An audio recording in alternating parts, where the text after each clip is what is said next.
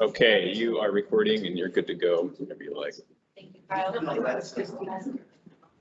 All right, everyone, it's September 19th, 2022. The Girdwood Board of Supervisors, its committees and subcommittees are subject to the Alaska Open Meetings Act as found in Alaska Statute 44.62.310 and Anchorage Municipal Code 11.25 public meetings. The Girdwood Board of Supervisors operates under the Girdwood Public Meetings Conduct. I will call this meeting to order at 7:03. Sullivan, co-chair, Parks and Recreation and Cemetery Supervisor. Mike Edgington, co-chair, land use supervisor. Guy Wade, fire department. And you have Jennifer online and then Amanda. Yeah, Jennifer, roads and utilities.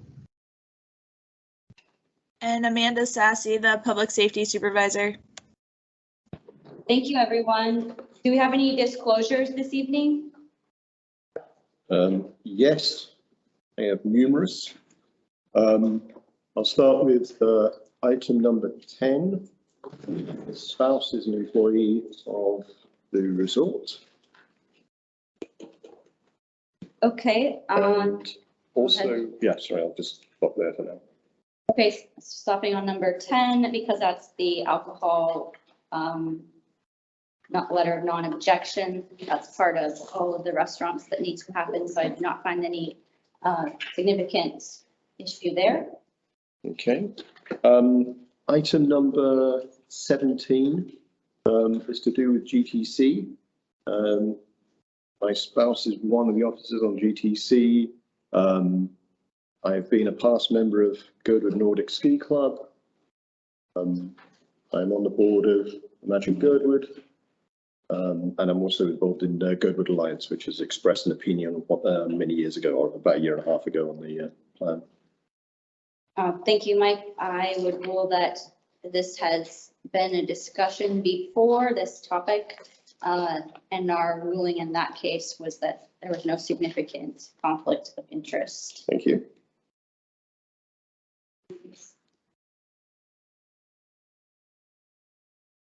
Any other disclosures, Amanda?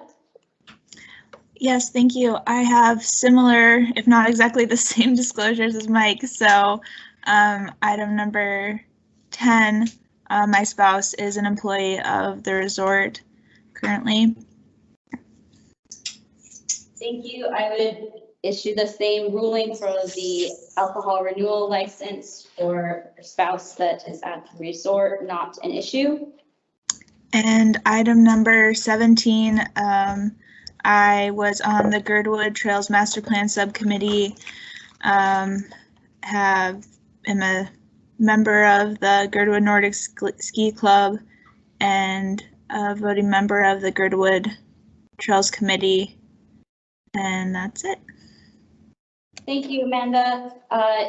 Similar as earlier, when this Girdwood Trails plan has come up and we have disclosed and gone through all of these series of questions, I would rule this is not an issue this evening. I have a disclosure, Mike, if you would take the chair for a moment. Take the chair. The virtual gather. Okay. Brianna, disclosures.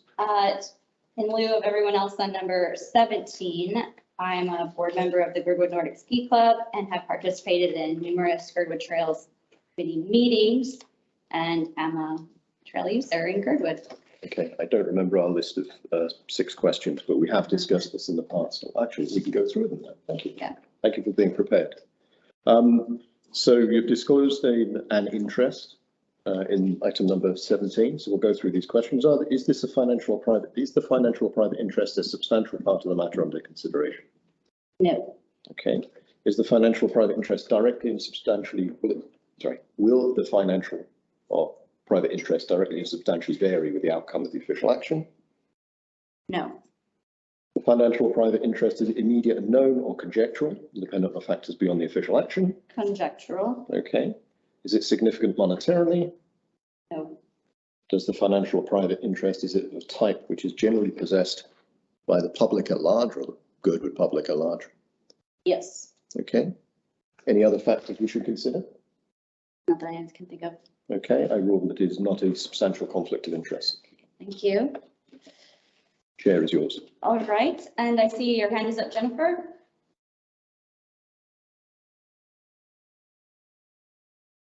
Yes, it's same exact things as everybody else, and my answers to the questions are exactly the same as yours. Okay, thank you, Jennifer. In effort to be consistent with the first few rulings, I would say that is not a conflict of interest, and thank you for disclosing. Thank you, everyone, and welcome to the meeting. I would entertain a motion to approve the agenda as written. I will move to approve the agenda, but I'm also going to make an amendment. So I can move first, we can get a second, and then I can jump to the amendment. Okay, all of them. So. Okay, we'll go with the approval and second approval of Mike's. Okay, so because we have a very busy meeting tonight, I'm going to move a couple of changes. With the intent to postpone to a special meeting next week, I would like to move item number 9 and item number 17 to the very, very beginning, with the intent of then moving them to be postponed until next week. And if Jennifer is happy with that, we could also do the same with item 15. I don't mind either way. It probably won't be a very long discussion, so I'll leave that to Jennifer. Okay, so we have a second and then discuss it for potentially 9, 15, and 17 going in front of item 1. In front of item 1. Amanda, are you seconding? No, I have a question for clarification. You said something that the items would be moved to the top of the agenda so that they could be then pushed to next week's special meeting. Is that what I heard? Yes. Okay. We're only making one move. We're only making one change now, but my intent is to then move to postpone them to next week. I will just say that I'm going to be not here next week, so I would really like to be able to speak to number 9. And then I also have another amendment too. Okay. In light of that, I would like to withdraw my amendment and make a slightly different one. That we move item 17 to the beginning, and then as a point of information, when we get to item 9 and after Amanda has spoken, I'll probably move to postpone again. Sorry, number 17, I will move to the beginning, the trails plan. Item number 9, which is the highway interchange, I do not want to move now. However, when we come to it, I intend to move to postpone, but Amanda can address stuff first. Okay, so the motion is to move 17 to the beginning. And that's it. That's it. Do we have a second? I'll second. Thank you, Amanda. Any discussion? Or Jennifer, were you having a question? I did not address. Yeah, discussion / question or a friendly amendment to the amendment. Mike, if through the chair, would you be willing to add the parliamentary procedure? I think that's item number, I can't see it on my screen. 15? But is that item 15? Yes. To push that to next week as well, you mean? Yes, please. There's no reason Yeah, sure. to do that. I'm happy with that. Okay. Second. Is there a second for Amanda's got her hand up. Amanda? Her hand went down, so. I'll second. Yep. Okay, I'll second the amendment. So we will start with item 17. Well, let's just vote on the amendment. Okay. Everyone, any objections on the amendments? We'll go by assent then and agree that that is how it begins. And one more slight change just for Yes, please. to make scheduling easier for at least one assembly member who asked, can we also push item number 2 to the in front of item number 1? Make it clearer in terms of when it's happening. Amanda, do you have a second? I do second, yes. Thank you. Any objections to moving number 2 to the top? In interest of the guests that are here today? In time, thank you. We'll go with that as the beginning, number 2. And all of these minutes listed, I would entertain a motion to Wait, approve. Head, could- Amanda. I just wanted to make an amendment to the agenda, I'm sorry. Please go ahead. Could we just scratch, my DOT talk? There's really nothing to say about it. It was a number 14. Yeah, could we just remove that from the agenda, please? Table 14. Do we have a second to remove item 14? Actually, could we keep on there? I would, well, I'll wait. I suggest we keep it on there because I have some comments. Okay. Okay, never mind. Withdraw your motion. Yep. Okay, thank you, everyone. We'll go back to the attempt to approve all of these minutes. Well, we've got the At once. motion in front of us. Yes. Yeah, I move to approve all of the sets of minutes. Thank you, Mike. Do we have a second? I'll second Amanda. Thanks, Amanda. Any objections to approving all of the minutes listed on the agenda? Okay, minutes are approved. Announcements. The public is encouraged to ask questions and provide comment. Please raise your hand and wait to be acknowledged. To help discussions stay productive, please direct your comments to the board rather than other members of the public and keep your comments focused on the business under discussion. Please be respectful of everyone's opinions. The Girdwood Valley Service Area Nonprofit Recreation Grant Presentations meeting will be held Wednesday, October 5th at 7 p.m. Being to introductions, presentations, and reports with number 2. Item 17 and 15. Oh, okay. I misstated. 17 is first. That reads, the Girdwood Trails Committee requests for clarification of the GBOS January 31st deadline for the Girdwood Trails plan. That is something that I was going to introduce. I didn't think I'd be ready first. I would move that we postpone this to the special meeting that we are scheduling for next week. We have a motion to postpone item 17 to next week. Do we have a second? This is Amanda, I'll second. Thank you, Amanda. Are there any objections to moving this to next week? Comment, maybe? A Clarification? question, clarification. Just, I can understand, and I support it, but the reason being, that decision is not going to be made for months in advance, right? So it's probably something we want to, Their next meeting is October. we can address it next week, and it's not going to hurt the schedule. It's not time sensitive as the other issues are on the agenda.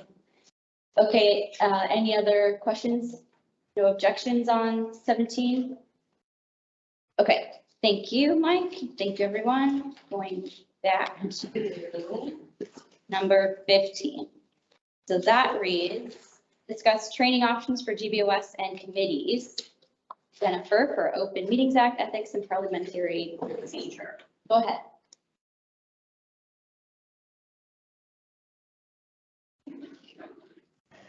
No, my request for that was going to be to put that off until next week as well. And I second. Can I have a clarification on that? Yes. too? And Jennifer, if I know you're going to present this, you've been working on it, but I know this is important. Sometimes as a board member myself, I get, it's hard to know all of the procedures that we go through, but it'd be nice. Would you consider presenting this on a regular meeting? Just so the public can listen into part of what the training might be?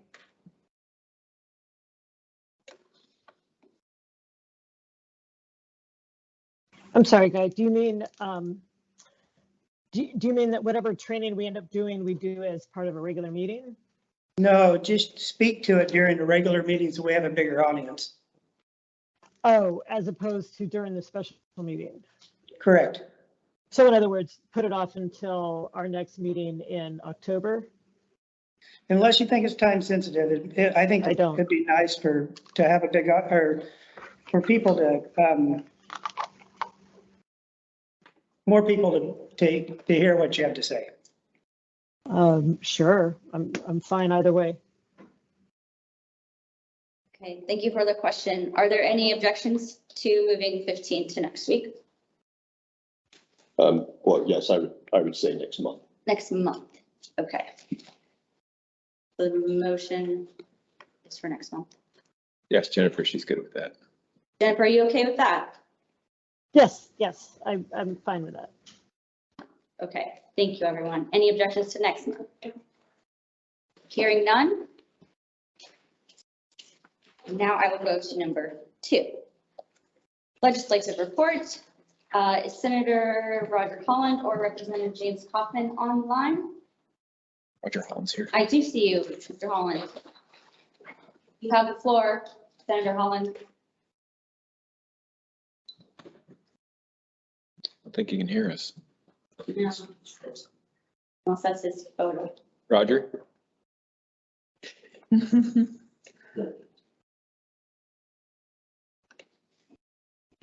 I'm sorry, were y'all talking to me? We are. You have the floor if you would like to give us an update. I'm going to apologize. I'm at work and my work computer, the audio is just terrible. So it's, were you asking, did I have a legislative report? Yes. Yeah, not much going on. It's just very quiet. I'm just actually found myself here late one evening taking care of some stuff and just tuned in to see if I could keep track of what's going on, but the audio is really bad on this computer. Okay, well, thank you for being here. If you raise your hand, I'll call on you. Move on to assembly members. Mr. Schultz, you are here today. I don't know if she's answering the line. Welcome. Thank you. And I'll stick around I'll look at the agenda, see how long I stick around for, but if there's anything, please ask me. So kind of the format, I'll go through, so again, Randy Solt, District 6. I'll go through what's coming up. So we have on Wednesday, the 21st, Committee on Housing and Homelessness. And these are just highlights. On Friday, the 23rd, we have the Joint School Board Assembly meeting at 10 a.m. And then Tuesday, the 27th is the next Assembly meeting. And all this can be found on the Muni website, on the Assembly page, and our newsletter. Just a couple of highlights, some not Girdwood, some Girdwood. Big one right now is the cold weather sheltering plan. So the mayor came out with a plan. It served the community because of the use of 2 rec centers. Those have been removed. Then the Assembly's task force came up with several recommendations in no order. Golden Lion, Dempsey, Ben Bokey, Denina, Egan, Mac. Obviously, those raised a lot of community involvement. And my hope is I don't really want to use any of these except for maybe the Golden Lion, since we do own it and it is vacant. The others really impact the communities. We also have the Navigation Center, which is under construction, has been delayed after the last Tuesday's meeting, pausing that work. That's unfortunate because money has been appropriated for it. There has been money sunk. More than half the cost has been sunk building the community or the Navigation Center.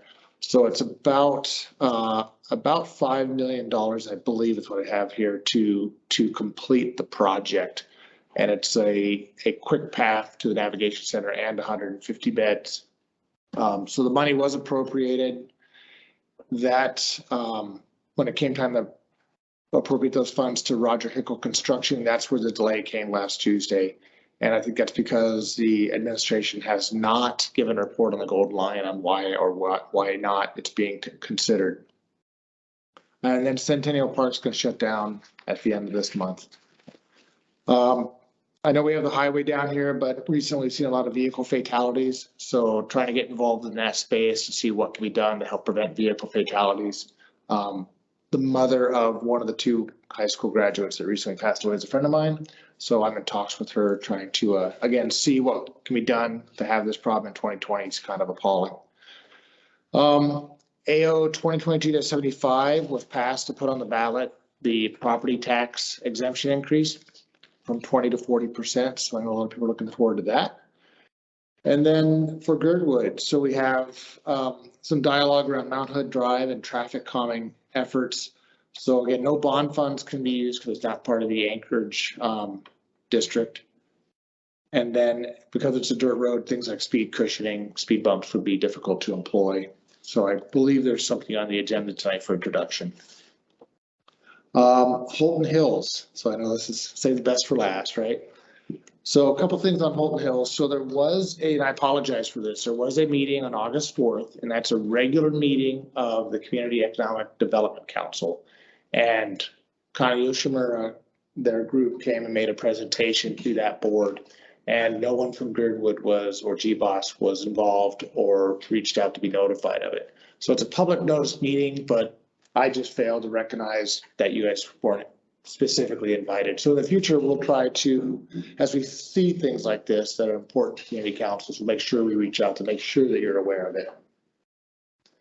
And then the next thing on that, I'm sure you're all aware, is this, I believe Thursday, September 22nd, Heritage Land Bank is going to have a hearing on Holton Hills. And with that, I'll leave it open for questions. One quick question about the property tax exemption. Yes. It's obviously not going to have a huge amount of impact in Girdwood. It will help a little bit because we have a relatively low tax rate. The exemption is worth less, and because a much smaller percentage of our housing is actually owner occupied, it doesn't push a lot of additional tax onto the remainder. So I think it results in about 4.6% overall increase for those who do not have the exemption, and a slight increase for the very high value housing above. But it has a much bigger impact in other parts of the community. And it means that if you're in a private house, which is rented, if you're renting a private house, their property tax goes up. So you're probably going to see your rent increase. And that hits other parts of town more than us. So, you know, while I appreciate that by changing the rules, it helped people who own, who are, you know, mid-income but own, it didn't help people who are just below that in rent.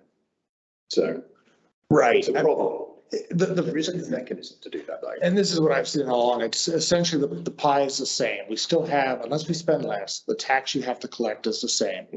So really what this is doing is dividing that pie up differently. Yeah. So it's going to benefit others and hurt others. And I haven't seen the impact of businesses, but I've heard that's one of the groups that's going to be impacted.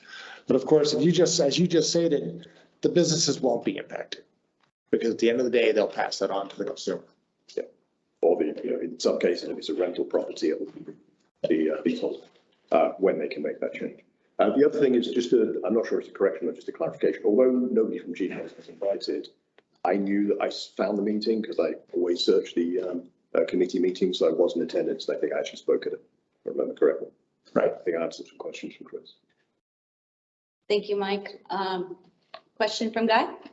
Yeah, thanks. And for the Holton Hills meeting that you mentioned, I mean, you know, the onus is on Girdwood, on the board to be aware of those things. I know Adam and Connie probably knew people here might be interested, but I appreciate you saying that you'll keep an eye out and I'll hide my awareness as well. But, you know, because I know there's a lot of meetings going on, but to be notified would be great.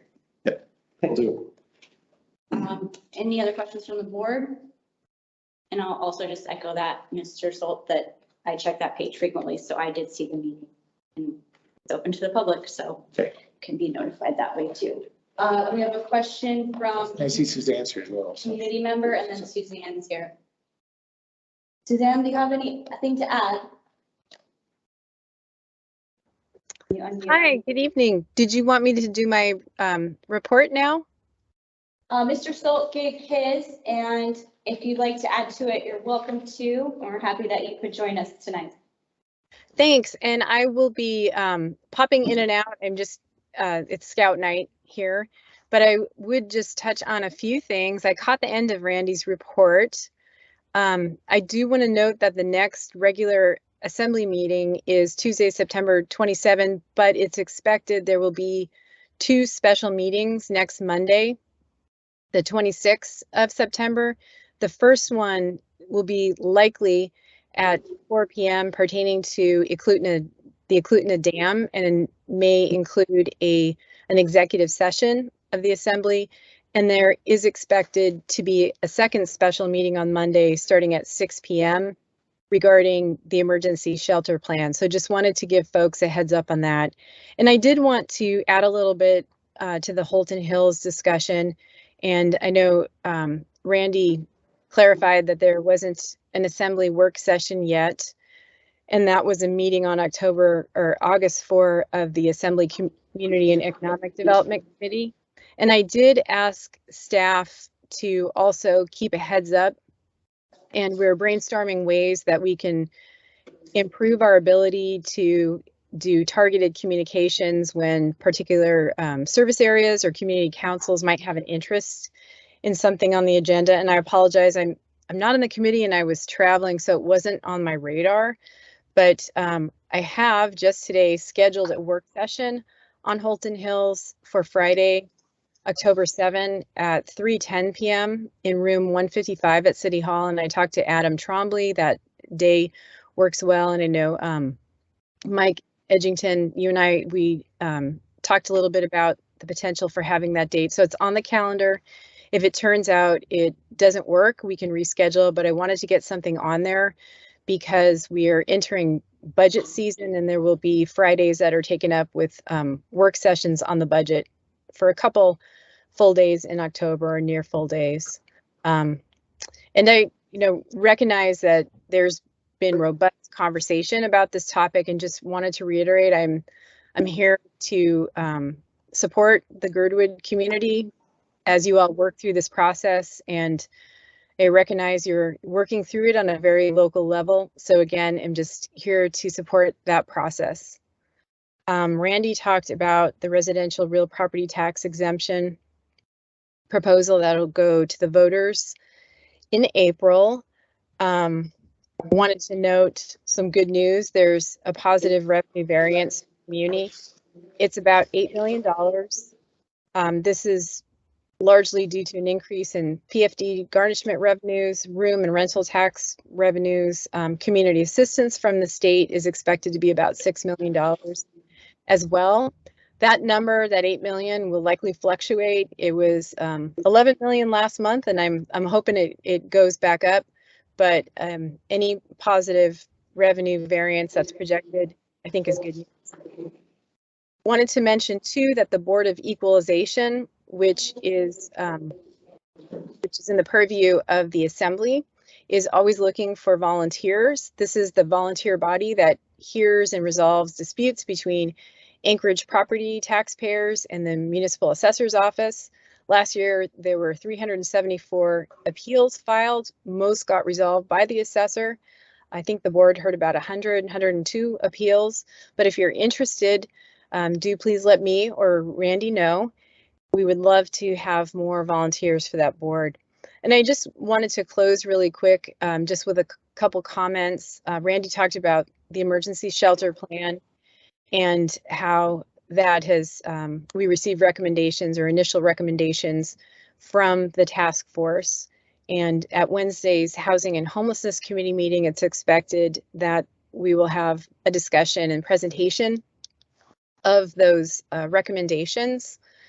The Navigation Center, the amendment for the contract construction services portion of the contract was before the Assembly at the last meeting, and it was postponed until the second meeting in October, and there will be specific work sessions regarding the project. And I just wanted to note, because I've been getting some constituent questions, that that's a CMGC contract, construction management,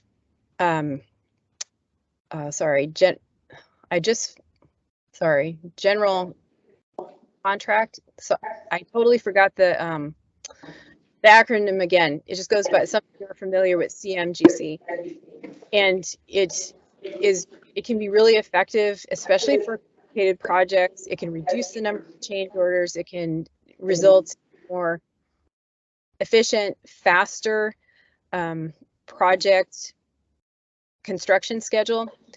And one of the issues with this contract is that it was put to RFP for the amount of $50,000 for pre-construction services.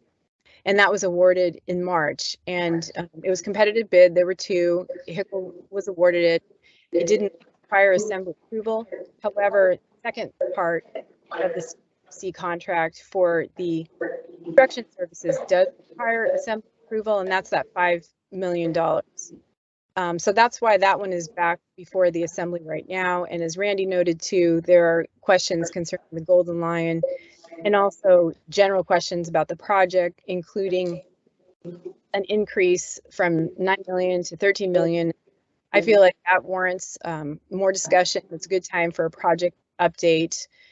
And, you know, it wasn't expected to be online until November, the earliest, partially, so it doesn't factor in the immediate resolution of the emergency shelter plan. I mean, it would be great as soon as it can come online.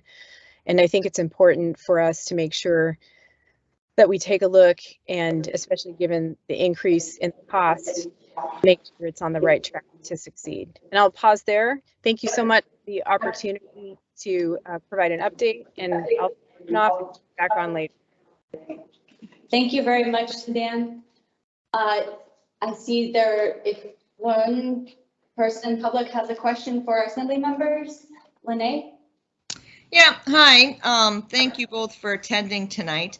I wanted to ask for your support to reach out to HLB for that Thursday meeting and ask them to pull the Holton Hills Connie Yoshimura request for support for the project.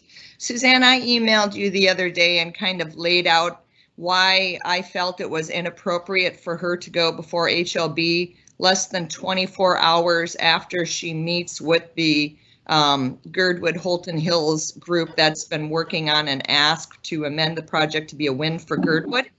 And I think we need your support and your support to point out that waiting 30 days to allow this process to happen and for the parties to talk together and to try to reach something before Connie goes for that approval. It would be great to have Girdwoodians there in that room saying that we are happy with the changes that have been made and that we now support the Holton Hills because we view it as a win for all parties.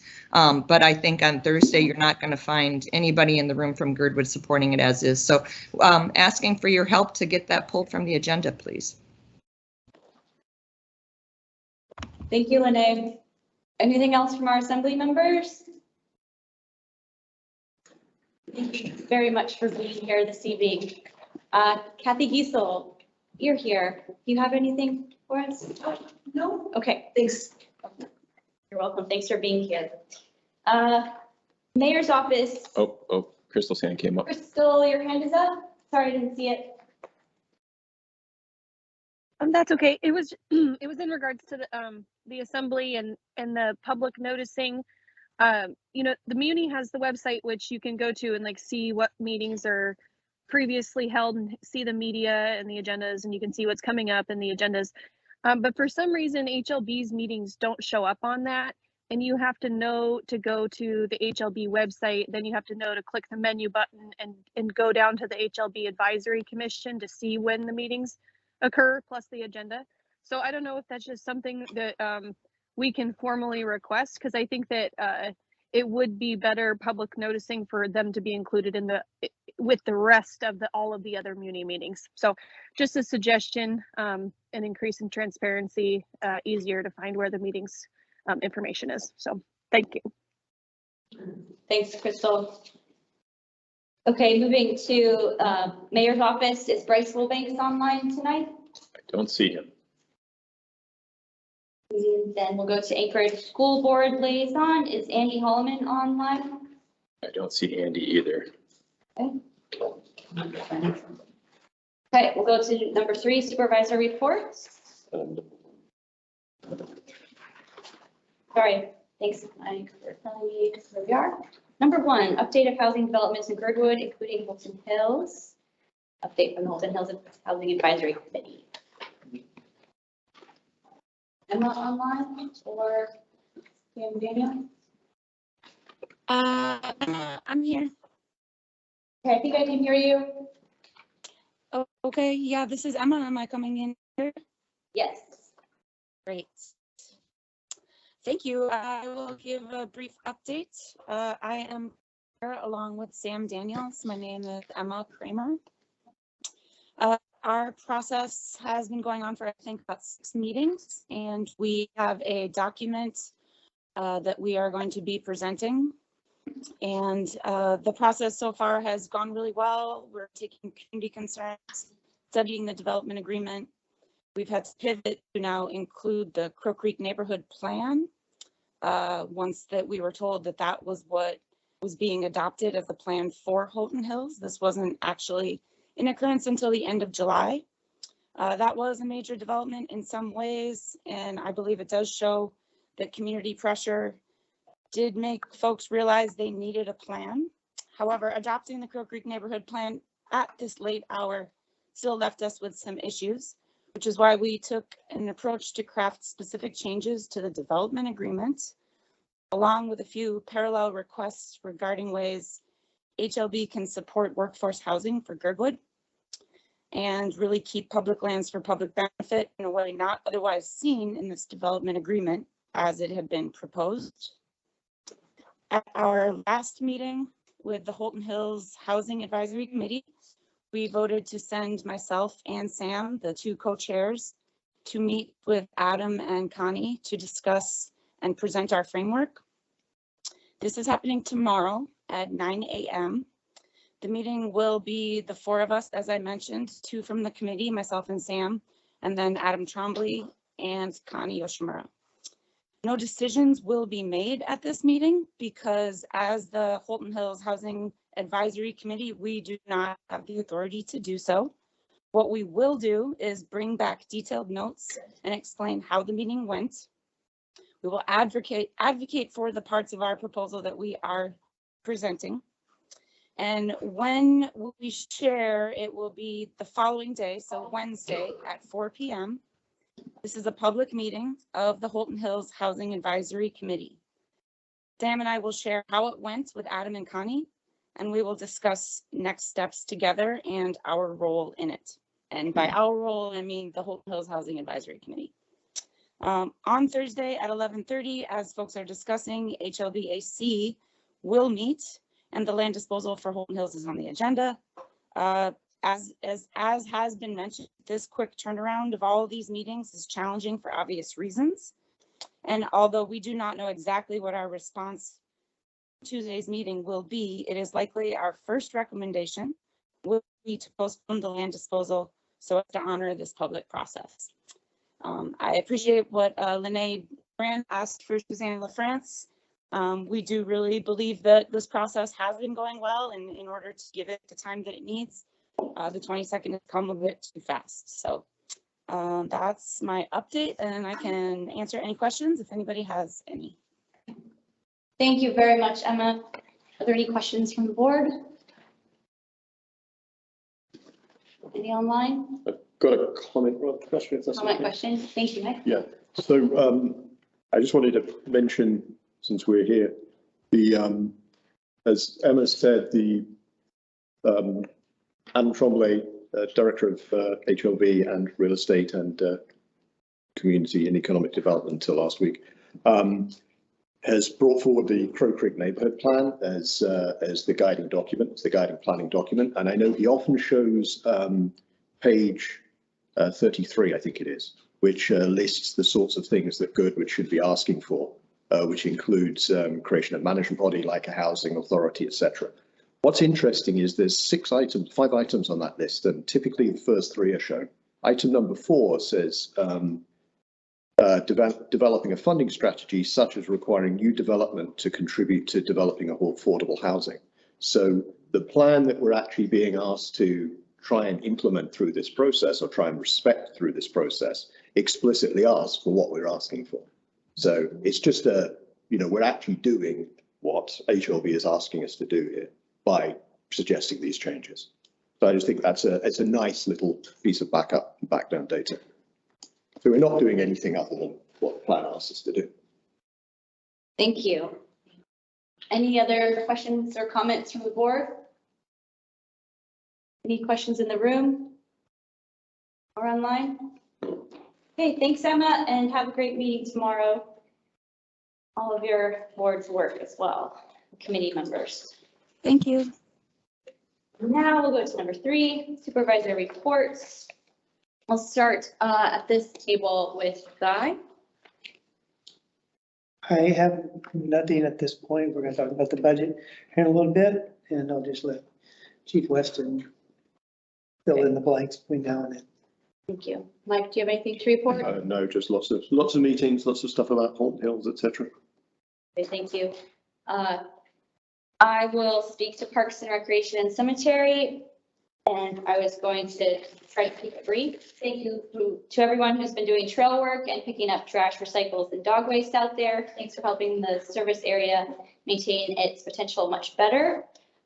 For Cemetery, we are now going to be back having regular meetings starting in October. The chair, Tommy O'Malley, did meet with Mike Brandiff on Friday the other day to get up to speed with where we would be with the bond. On April 4th is the hopeful time where we would all be seeing the Girdwood Cemetery on the bond, and hopefully with Eagle River when they have another meeting with us to see where they are.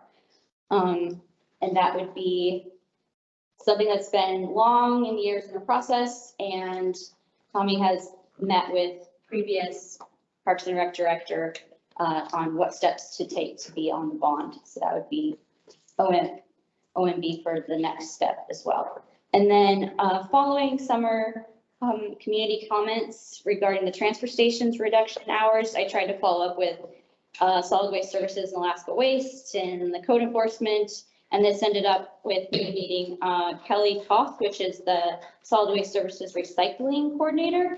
And she is coordinating a pop-up recycling event in Anchorage, and look out for something maybe in Girdwood sometime soon. If we can figure that out, to have a recycling event pop-up would be the goal, and focus on what she's trying to focus on in Anchorage, because that dump has a life extent of less than 10 years right now, to reduce waste of aluminum and cardboard, because it takes up the most volume. So if you have any ideas or suggestions, please contact me on that. For Supervisor Reports online, Amanda, could you please take your turn? Yes, thank you. We're going to discuss the public safety or the police contract later, so I won't talk about that. In the Public Safety Advisory Committee meeting this month, we discussed traffic calming measures potential and the interchange, and no actual definitive traffic calming measures, but some ideas were tossed around. And yeah, we talked about, I think the big things were speed bumps if possible, which they might not be possible because of the size of our roads, and then also the speed, the little sign that says what your speed is. You can see that in some of the smaller communities around, and that might be something that's more feasible for the highway. So that's about all. And the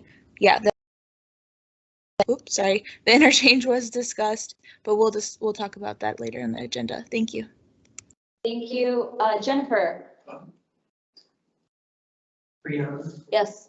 Yes. Can I add something from the Public Safety Advisory Committee? Yes, please.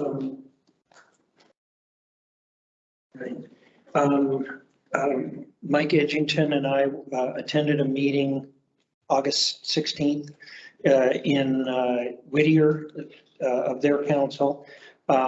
They're making progress on renewing our contract, and they're very positive about renewing the contract with Girdwood. There's an economy of scale so that by joining having two police departments, they can hire people and keep them on year round, and the training is compounded and they don't lose people at the end of the year, so they're getting a more stable workforce. Also, they talked about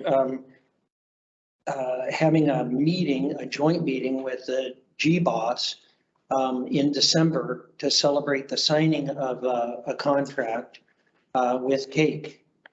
And I think that's a good idea because our police are community workers, and it helps to improve the relations between the two little towns. Also, so you might put that on your schedule for December sometime. There's also going to be 2 community meetings. We've had, the committee has put on Coffee with the Cops for several years now. And that's been really successful in that people can meet police in an informal setting and not have to show their driver's license and registration and all like that. So that will be on November 19th at the Grind, and there'll be free coffee and pie. In Girdwood, if you don't ask people to volunteer, they get mad at you. And that happened with Carol McCarr and I. She wanted to have Coffee with the Cops. So we're organizing a Kids and Cops event at the ice cream shop on October 22nd from 10 to noon. And the PTA tonight is discussing having a contest for all the 10 classrooms with the subject being how our police help us make us feel safe. And Carol is donating ice cream cone gift certificates to the winners. And Chief Andre said he would have his picture taken with the kids. So the idea is twofold. One, to have the police be seen by our children as someone who can help them, someone they can go to. And also for the police, it sets the tone of what kind of policing we want in the community. So those 3 things. Thank you. Thank you very much for adding that for the Public Safety Advisory Committee, Tommy. And I just remembered that there was one more thing for Parks and Rec. The new mural is at the playground here, and Art Camp put that up, and the Rotary paid for that. So definitely check that out. And thank you everyone for your reports. Service provider reports, 5 minutes, please. And we have Chief Weston here for fire. Hello, Michelle Weston, Fire Chief. Sorry, I'm talking to you back. It feels kind of weird, but that's the mic, right? So, okay. I wanted to share first off that the value of our fire protection area is up 20% now in the last 2 years. So our fire protection value that our firefighters are protecting is $745,138,716. So it's basically up 150 million in the last 2 years, the value of the protection area that we're serving.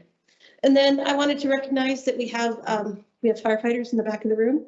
And throughout this budget process over the last 3 meetings, I've talked about our minimum staffing requirements of 6 to go on a call by NFPA standards. And so as you recognize in the back, we actually have 6, right? So this is the amount of staffing we should have at any given time in the Valley to run a medical code and to do a first in response. So I'll have everybody introduce themselves if you want. I'm Lieutenant Sarah Howard. I'm with the fire for 9 years. And Sarah is one of those engineers that I've talked about, the person that drives the fire truck and also pumps the water. So we have to have an engineer on every shift. My name is Jason. I've been with the department for a few years now. Health and safety officer. Nick Carlson, 3.5 years, firefighter EMT. Joel Sherwood, I've been with the fire department here for 4 years, firefighter EMT. Dylan Robinson, I think it's been about 6 months now that I've been with the fire department, and I'm EMT 1. Jack Rice, EMT engineer.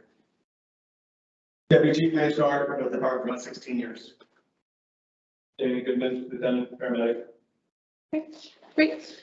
So when we talk about 6, you can see this is basically what we need to start a response. A structure fire, usually we need 16 to 20 people, but this is the 6 that we need to start a response to run a good code or cardiac arrest. And I wanted to share that we had 12 people this weekend pass their firefighter 1 and 2 skills and hazmat ops.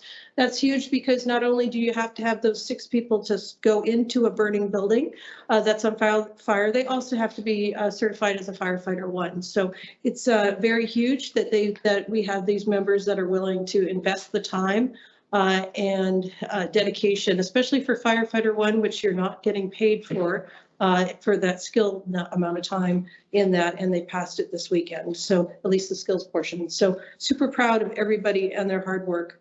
I wanted to mention that the mobile crisis team is alive and well and responding to Girdwood from AFD.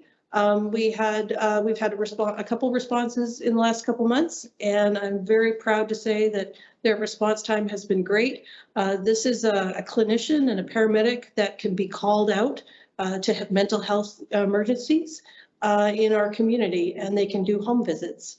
And so I'm very happy with the service that AFD is providing on that, and the fact that it's now been expanded to Girdwood is huge. So it's really, if you're in crisis and support and you are having an issue, maybe you're suicidal, we're able to provide that level of service versus us or cops to actually come and talk to you. So that's been huge. So that's really good. That's good news too.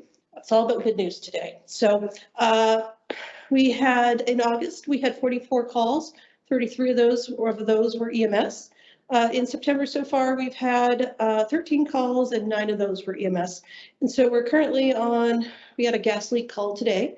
We're currently on 367 calls so far. So we're pretty busy and we're up. Last year, I think we had around 400 calls. So we've actually been super busy. As we're moving into fall, I want to remind everybody in the community to check your CO detectors and your smoke detectors. And then now is the time to get headlamps out, check the batteries, and also get extra lights out for when we have power outages. Also remind everybody that the state is now saying 2 weeks of food you should have in reserve in your house for emergencies. So 2 weeks of food. So it's good to start and just sort of do it a little every paycheck at a time. So to have 2 weeks of non-perishable food. I want to remind everybody that CERT is alive and well and also meeting on Monday nights. This is for people who want to help in the community in emergency. Tommy O'Malley is here, or he was here. Tommy is a CERT member. He's a shining example of a CERT member. And CERT members, there's no requirement for how much you have to train, but we will train you to help us on emergencies as doing roadblocks and things like that.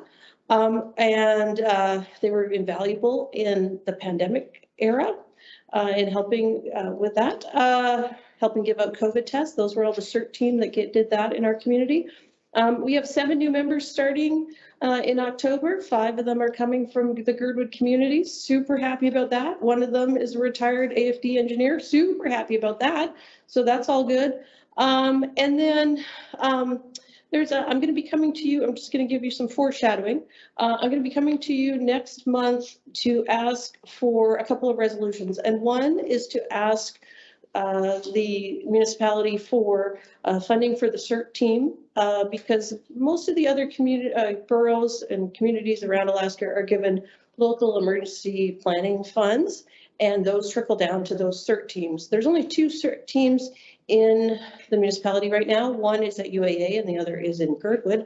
And so it seems like as the municipality also gets local emergency planning funds, those monies should hopefully come to fund our CERT team.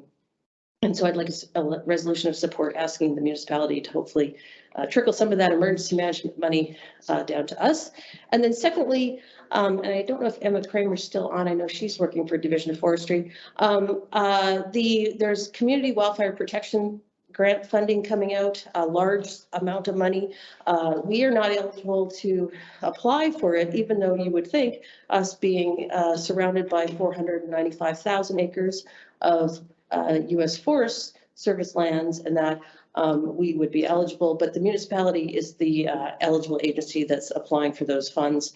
Along with that, I did find out from Division of Forestry that we could fund a replacement brush truck with that, which would be about 225,000 versus having to fund it through our 406 account. And so what I would like is a letter of support.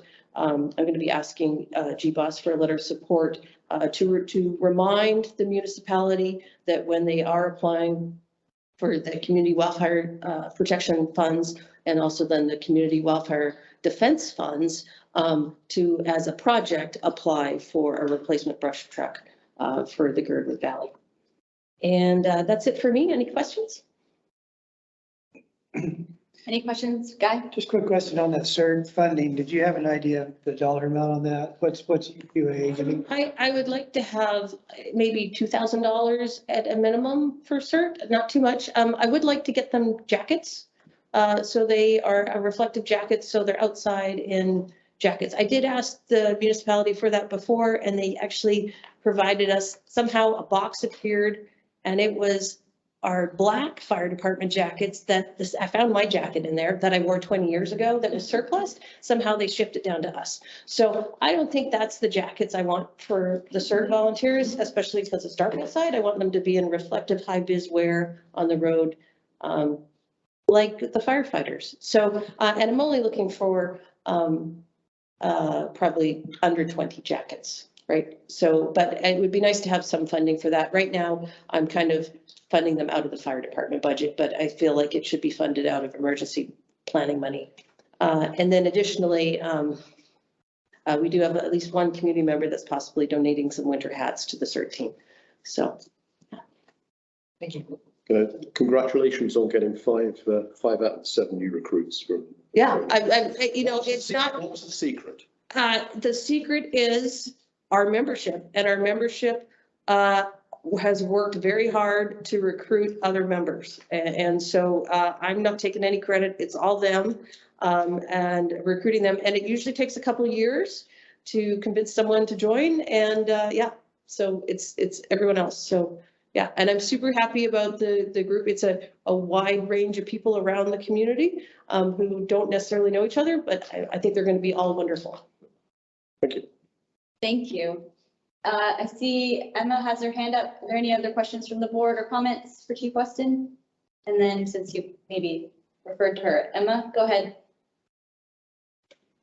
Yeah, I'll keep it quick. I just wanted to say thank you, Chief Weston, for all you do. And also the good news is Girdwood can actually benefit from that funding, and we can talk about that. You can reach out to me. But basically, any community that wants to make their community wildfire prevention plan can begin to do that. And that's the first step for the funding. It's a 5-year program. So I've been wanting to reach out. I just wanted to say that. And thank you. Great. Thanks, Emma. I was talking to Sarah. Well, I was, basically in a trailer with Sarah for a week. So yeah, super excited about the possibilities for Girdwood on this. Okay. Thank you, Chief Weston, and thank you everyone in the room for coming to the meeting and introducing yourselves. Thank you for all of your service here in Girdwood and along the arm as well. See you again soon, I think.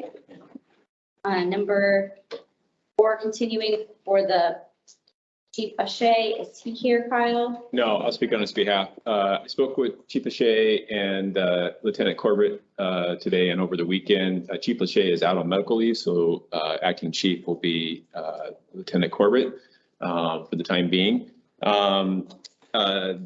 They were fairly active at Now Falls entered with the last couple of weekends. Oktoberfest went fairly well. Had quite a bit of traffic enforcement associated with it, but nothing really major. But the weekend before, they actually had quite a few DUI arrests for what was going to be a quiet weekend, and then they had some vandalism to deal with out at the 5K. So we tend to see this time of year as we enter in the fall and times get slower. So they're trying to be more aware of that and step up enforcement. So we have another weekend of Oktoberfest coming up out there. Otherwise, the officers have just been on responding to service calls, and they are fully staffed. They are down 1 now with chief out on medical leave. But hopefully he will be back shortly after he gets done with treatments. So that's all I had from them. Thank you. Any questions for Kyle? I know they in the past have been really good about, you know, the report and the rest and kind of accounting for everything they're doing each month. I didn't see one in this packet. Are they, I know Chief's down, so that maybe that is tough to put together, but is there chances reports are going to be reissued? Sure. You talking about service report or incident report? Yes. We talked about that this week, and he's going to try to get back on it. It's pretty labor intensive because he has to go through and pull everything out and separate it out from the overall reports. They are looking at a new reporting system that they're bringing online, which will help them to separate out Girdwood and do that. But when he does get back, he says he'll put some dedicated time to it. Most of his return has been just trying to knock off the big things in front of him. So when he gets into something like that, it can take a couple hours to separate it out. But he's aware that he needs to catch up on that. Thank you. Thanks for asking, Guy. Any other questions from the board or comments? Okay, thank you, Kyle, for giving us that. You can stay in the center here with Roads, Parks and Rec. Sure. I will quickly brief you through this. We have a full report in the packet, so you can read through that. But we just want to point out our campground hosts are in place here until the end of September, and then they will be moving on for the summer. So we appreciate them taking a careful watch on the park for us all summer long. We are trying to keep up with park and trail repairs. We do thank our volunteers who have been out there. We've had a lot of tree fall with this wet weather, and we've had volunteers helping us with removing those trees from the trails out there. But we do make a reminder to everybody that everything is saturated right now. So if you don't need to ride your bike on the trail or you don't need to walk, if you can walk through the mud puddles instead of around, making the trails wider, we really appreciate that. We're seeing a lot of wear and tear out there on the trails with this very wet 2 months, 3 months we've been through in that aspect. And then quickly related to the hand tram and the new suspension bridge, we have created a purchase order for bringing on Morrison Merrily. They're a consultant who will be a client consultant for us as we go through the development of the new bridge out there. And then we are currently going through and creating a request for proposal. We'll put out for engineering firms to give us a design package for that. With the change in leadership at the Anchorage Parks and Rec, we brought that project into the PM&E, the Project and Management Engineering Group, which is basically the department I'm in. And it's probably better suited to be there because they handle larger projects like this. So we'll be putting a package out here through the purchasing department soon to select an engineering firm to take care of that. One other thing we've learned with that project is that the procurement time to get cable, all the different things that are associated with the suspension bridge are taking about a year. So a build in 24 is likely, or in 23 is unlikely. It's most likely pushing to 24. But we will keep pushing to see what happens at this point in time. So through the fall here, we will get an engineering firm on and then move forward with that going forward. So that's where we stand right there with Parks and Rec. As always, we keep the website updated and different things associated there. So minutes and things like that. We are closing out grants. One of the grants that we are closing out is the KMTA grant for an interpretive sign out at the 5K, the entrance to the 5K. It's for Stumpy Faulkner, and it's the Stumpy Winter Trail system out there, and gives an interpretation of that trail system and how it came to be, and especially the signs out there. That sign has been installed and is in place out there. We just have a few grading gravel work to do, and then we'll wrap that one up. And then we have a grant for the Virgin Creek Trails, and we have a work party coming in from Alaska Trails starting at the end of September into October, and they'll be working and installing also an interpretation sign there and doing gravel work and tread work there to continue that project out there. So we hopefully wrap those two grants up here quickly by the end of the month. And moving over into roads, we have been, over the last 2 weeks, been steadily working on several projects. We put a new fish culvert in on Stowe Road. We've done quite a bit of drainage projects throughout many different areas. Today we were over on Banff. Unfortunately, the grader or the operators hit a gas line. We do thank Girdwood Fire for showing up, and we do thank the responsive NSTAR to fix it. But that's all repaired and the gas service is back in line. And then we have several other projects that we need to hit. We have 1,200 tons of E-chips coming in Wednesday from Northern Gravel. That will be our sanding chips for the winter. So we're starting to stockpile, and the contractor's starting to change equipment over for winter. So we'll be doing that flip, but we'll continue to work on many projects here, going through it. And when we get a stretch of at least 1 day or 2 days in the near future, we'll be out grading roads and hopefully getting towards freeze up when they'll get solid again. We don't have to do so much grading and so much rain. It'd be nice to knock off. So as for expenses, we're right in where we are, need to be. The roads, we're at 60% of budget. Parks, we're at 41%. We haven't made our contributions to capital yet, so that will go up significantly. But we also we'll have a bit of a surplus there this year because of lack of staffing. So we'll see where that goes there towards the end of the season, but we're definitely within budget. Police, we're at 61%, and fire, we're at 63%. So it's exactly where we want to be for this time of year. So that's what I got. Thank you, Kyle. Any comments or questions from the board? One quick question, the E-chips that you purchased, is that one winter's worth or one typical winter's worth, one bad winter's worth? Or? That is, so we have winter, sorry. Last year, so it's always interesting. We use a lot of E-chips between December 15th and March 1st. And then as soon as the sort of the high pressure starts to come around and melt goes, we use less E-chips. But last year we had some larger rain events, and so we were ripping through E-chips pretty quick early season.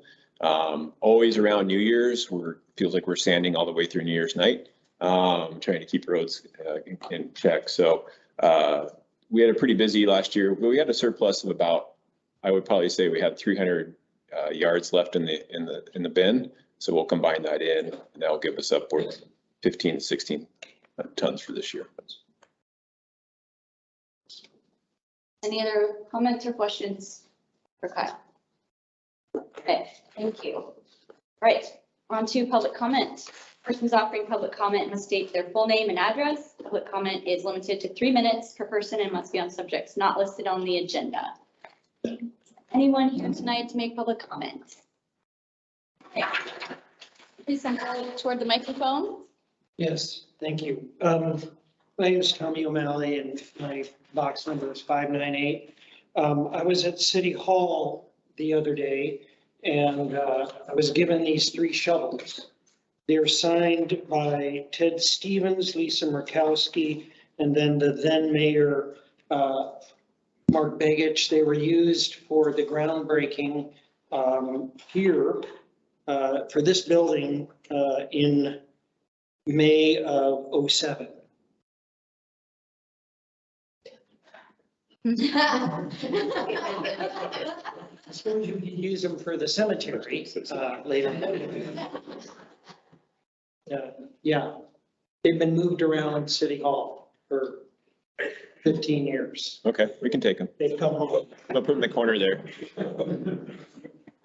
Thank you very much. They look pretty nice. Could be used again.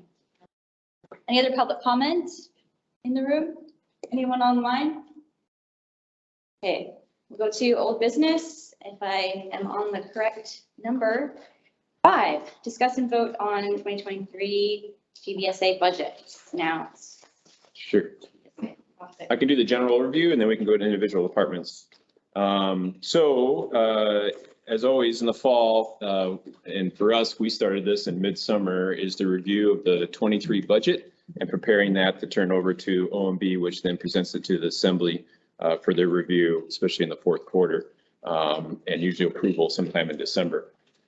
Just to give a snapshot of where we're at, this here is a mill levy by tax district, and Girdwood is tax district 4. And then you can see there is almost, well, there's a gap here in numbers, but there's 58 different tax districts in here. And you can see, so Anchorage is really broken out by different little pockets all throughout Anchorage, and each one may have a different tax district because they have different levels of services that you would find. So for example, tax district 4 here, Girdwood has services that relate to fire, police, parks and rec, and roads. But just right up the road at Coe Creek, they pay for basically just school district. So as you can see, just miles apart from each other, there's different level of services that are being provided to the neighborhoods. And so for Girdwood, in that sense, we have basically all the main essential services. And then you add those all up and you basically come up with the mill rate for each district. One thing I'll point out as we go through it is that there is an area-wide tax, and the area-wide tax covers things for like library, dog catcher, painting lines on the roads, speed limit signs, traffic department, things like that, EMS response, EMS funding. And so that's a tax that everybody pays the same across the board. But this year, actually, we're all receiving a rebate. So we're not paying for area-wide services through our property taxes. You may be paying for it in other ways through alcohol, tobacco tax. If you rent a car or you rent a room, you pay a bed tax. And so those revenues collected have been so much that that they are helping to offset your property tax. It's pretty small. You'll see up there 0.14 mil, but it is a rebate that is helping to cut down on your property tax you pay for your other services, which are school district and then the service area. Overall, the Girdwood Service Area Tax District 4, which you can see up here on the screen, if you go all the way over there to the right-hand column, it tells you what your total levy is, and that's our total mill rate for our community. And we pay a 12.41 tax rate. You compare it to the highest mill rate area, and that's city, downtown Anchorage, sort of midtown, tax district 1, they pay 16.84. Overall, we have the second lowest mill rate behind tax district 15, which our neighbors up at Coe Creek are. And so, but we get all our essential services for that. So we get fire, police, parks and recs, and roads at 12.4. So, that just gives you a comparison of where we land compared to all the other tax districts within Anchorage there. We're scrolling down here. I'll flip this around. You can see it. Here's a better comparison to like downtown and how our mill breakdown is. So compared to last year, we are actually paying 1 mil less. Last year, the state of Alaska did not reimburse for bond debt. And so that was passed right on to the residents at 1.09 mils. This year, the state was had a better flow of cash revenue coming in because of higher oil prices. And so they did reimburse for bond debt. So bond debt is basically school bonds. So like we have a bond debt for our school district, or for our school here that was rebuilt, and that's paid off over 20 years. And a portion of that is reimbursed by the state to pay that bond debt off. But last year they didn't make that decision to do that. So that was passed on to the taxpayers to pay last year. So that was an instant savings there. And also last year, between last year and this year, and pretty much every year, our assessments have gone up. And so when our assessments go up, which means the value of our properties go up, you tend to see the mill rate drop because there becomes more room in the formula for that mill rate to have more capacity. So you tend to see that go down, or you see more cushion in there. Girdwood is governed by a 6.0 mill rate, so we can't tax the resident of Girdwood for any more than 6.0. And as you can see over the lifetime, we haven't got up to the 6.0. The closest we got is when we first bought Liaison, we got up to 5.4. But over time, our assessments have gone up. We've kept our budgets within check. And so our mill rate has actually steadily gone down, what we pay for the service area in that aspect. So, and you can see the comparisons there to downtown as to what we pay compared to people who live downtown for taxes. So they pay quite a bit more for police and fire in those areas, pretty much every service. This kind of just gives you a breakdown as to how a mill is calculated. It's the taxes collected divided by the service area assessed times 1,000 gives you a mill rate on that aspect. And you can give an example of what people pay at different levels for what their property is valued at. And then the comparisons is what we paid in 21 versus what we paid in 22. So you can see there was a slight decline there because we didn't pay that reimbursement for the bond debt. Looking at going forward, what we're estimating in 22, we paid 12.41 for the service area and mill rate. With the proposed budgets that we're about to go through, we're estimating, we paid 4.92 for a mill rate for the service area in 22. In 23, right now, based on our assessments, we're looking at with the increases in our budgets going from 4.92 to 5.55. Now, most likely the way the real estate market has been and the way the assessor's office has been working, we'll probably see an increase in our assessments again for 23. So that mill rate may come down depending on what the assessments are and how much it affects the overall cumulative number of property values for Girdwood in that aspect. And then this gives you a breakdown. What do your property taxes pay for? So area-wide, you can see here, area-wide is not a property tax unless we don't collect enough revenue in the other sources. During the pandemic, we did pay a little bit of area-wide tax out of our property tax because tourism dropped so much, but now tourism's come back and people are back out maybe buying. We're seeing rebates coming from area-wide. The Anchorage School District, which is the largest of our mills, majority of what you pay in property tax goes to the Anchorage School District to fund schools. It pays that there in the area-wide. This is what you are for the Girdwood Valley service area. You pay for police, fire, parks and rec, and street maintenance collected locally. And as I said, how do we compare to other areas? We're the second lowest mill rate overall when compared to all tax districts. And with that, we receive all essential services: fire, police, parks and recs, and road maintenance in there. So before we jump into departments, I'll open any questions associated with those items. Question. Go ahead. I do have a question. That the mill rate that you used in that table for the 2023, was that updated since the last revision to the budget, to the fire budget? It's a good question. I think I did. I think mine was a little like 2.1 as opposed. It might have changed just a little bit, but yeah, I thought it did. There's a lot of tables to go fill out after your last. Yeah, I'm sure it, yeah, trickled down. But like I say, I would probably see this prediction of 5.5 because every year I overestimate.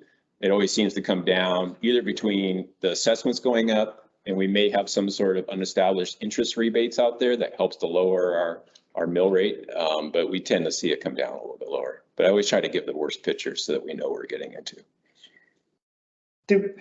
Just one more question. The historical, I guess, rebate that we get at, what is it, 0.14? That's not guaranteed coming up, right, for 23? With the area-wide? Yeah, no, it's all dependent on what the revenues were collected and what they predict revenues are going to be. So if they predict it's going to probably be a strong tourism season again, then most likely you probably will see a negative number for the area-wide, so a rebate in that aspect. It's likely to stay the same or increase. But, like in 20, when the pandemic had out, it just blew that all out. And so all of a sudden there was no revenue coming in from taxes for bed taxes and rental cars. And so that really had a negative effect on revenues. So. Thank you. Anything else? Okay. All right, the first one we had in here is fire. You've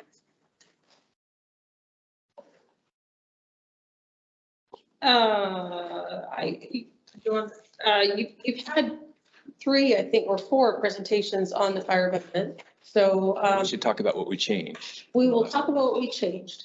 After the last budget meeting, Mr. Kelly came to me and requested that we reduce the salary increase for staff by 4% from what was proposed. And then we additionally reduced the number of operating funds in there. And so I reduced the budget from what you were previously presented on by 68,000. So we had originally been rose and discussed, there was 2 scenarios, what a 12% increase would look like and an 8% increase would look like for labor. And the board in that last work session moved towards the 8%. So we wanted to show what that represented. And that was for, the 8% was for staff increases, so the people that are full-time. And 12% would have put them more on par with sort of the current wages that are being offered right now with the staffing shortage for firefighters and EMS nationwide. 8% kind of puts them a little behind. But anyway, that's what it is.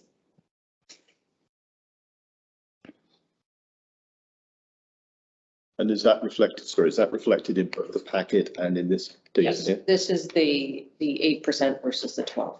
Correct. Okay.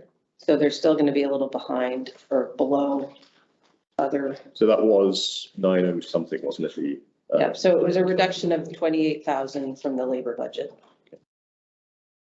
So the difference in operating budget or overall budget for between 23 and 22 and 23 would be 264,000.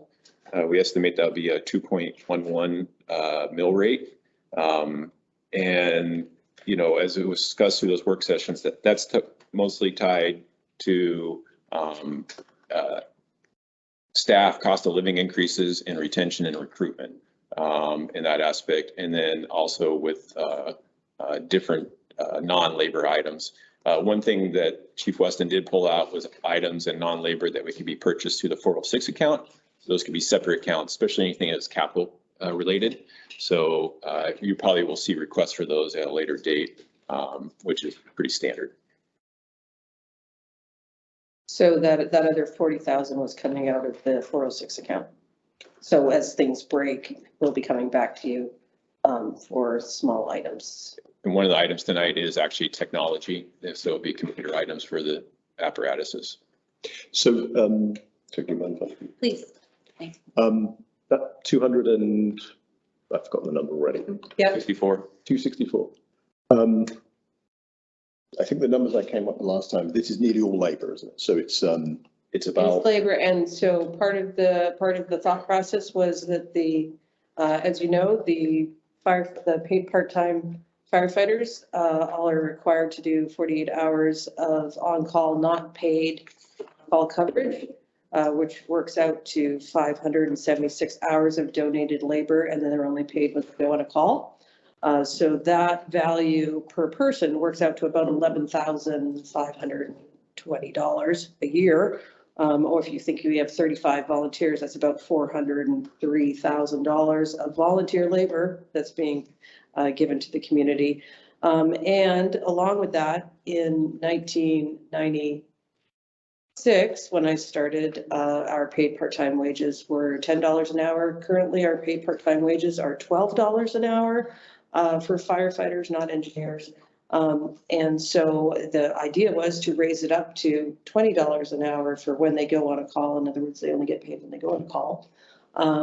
So that we would be roughly in the time frame when you recognize that most jobs in Girdwood all pay more than $12 an hour and don't require you to also be on call for free for 48 hours a month. If I could just finish my question, thank you for that. So that was actually my first point. So the numbers you gave before, which are not included in the packet, of that 260 odd thousand, I think 30,000 of that was increasing pay on call to $20 an hour. Yeah. 56 is the COLA increase, and the rest of it is additional full-time staff. Additional staffed shifts. Yeah. And how much does that equate to in full-time equivalent staff? It will depend. What we're trying to get, paid engineers 24/7 and paid ALS 24/7. And so this would be the engineers. Okay, so that's basically, if there's 24/7, that's what, 6 FTE roughly, 8 FTE? Sorry, 4 FTE. Yeah, and the reason for that is we need to have someone that can, just like Lieutenant Howard or Lieutenant Vice behind me or Lieutenant Goodman, is there to pump the truck and provide water to the firefighters so they can go inside and put the fire out. Right. So in terms of just thinking about what this buys us in terms of dollars, what it's buying is primarily is an increase in, most of that increase is having additional full-time staff. Yes, recognizing that as I presented to you before, that all of our fire staffing that's come out for fires has been under the required national minimum usually 4 people, we're supposed to have 6 to start a fire response.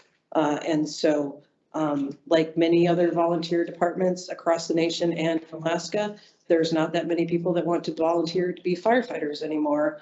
And so we have, most of the departments in Alaska have now are every year having to increase their paid staff shifts to try and meet those minimums so that they can actually have a safe and effective response. Thank you. Thank you, Chief Weston. Guy. So right now, as the way I understand it, you have an engineer on staff for 8 hours a day. Correct. And is that, you know, like, you can obviously not plan on an emergency, but what, is that during the busiest time of day or? No, we have day coverage. It used to be, and I'll say it in the beginning of time, as everybody at both fire departments hate for me to say it, but, you know, having had the perspective of being here for 20-something years, and, you know, it used to be that we had problems getting people to do staffing in the day, volunteer, but we had people in the community that could volunteer and come out in the evenings. As our community housing crisis has occurred and the staffing crisis on top of that, we don't have enough people living in the community anymore that are able to come out and volunteer. And so that's part of the problem. With those credentials, yes, with that training. And ALS. And it's not like you can walk up tomorrow and like learn how to pump the truck. You have to learn. There's a lot of work that goes, a lot of time and investment that goes into that. So that's kind of a 9-to-5 job. That's where you have that. Yes. So right now, you know, we need to have somebody that can drive and pump the truck 24/7. And every day we have 8 hours of paid coverage. So it's adding that gap. And as I mentioned before, I did, this isn't something new. I did apply for a federal grant to try and cover this for 3 years, but we haven't heard back on that yet. That Savers Act, yeah, that was yes, another question. But, correct.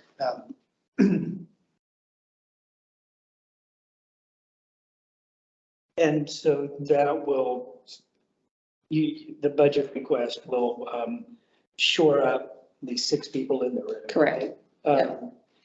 Along with the additional pay to, so right. work to do what they love. Right, because, you know, we all are hit by the gas prices and the cost of gas, right? And we're requiring the volunteers to come down and be on shift for 48 hours a month, plus those additional 4 days of Tuesday night trainings. And so as we have members who have now had to, because they couldn't afford to live in the community anymore, move to Anchorage, but still wanted to respond on the fire department, their gas cost has risen significantly. They're only getting paid that $12 an hour when they go on a call. So they're actually losing a lot more money. Like, they're, bless their hearts, they're still here and holding on with us because they care about the community so much, but they're actually losing an additional $2,000 to $5,000 in gas money from all this extra commuting time, the commuting time that now costs a lot more, right?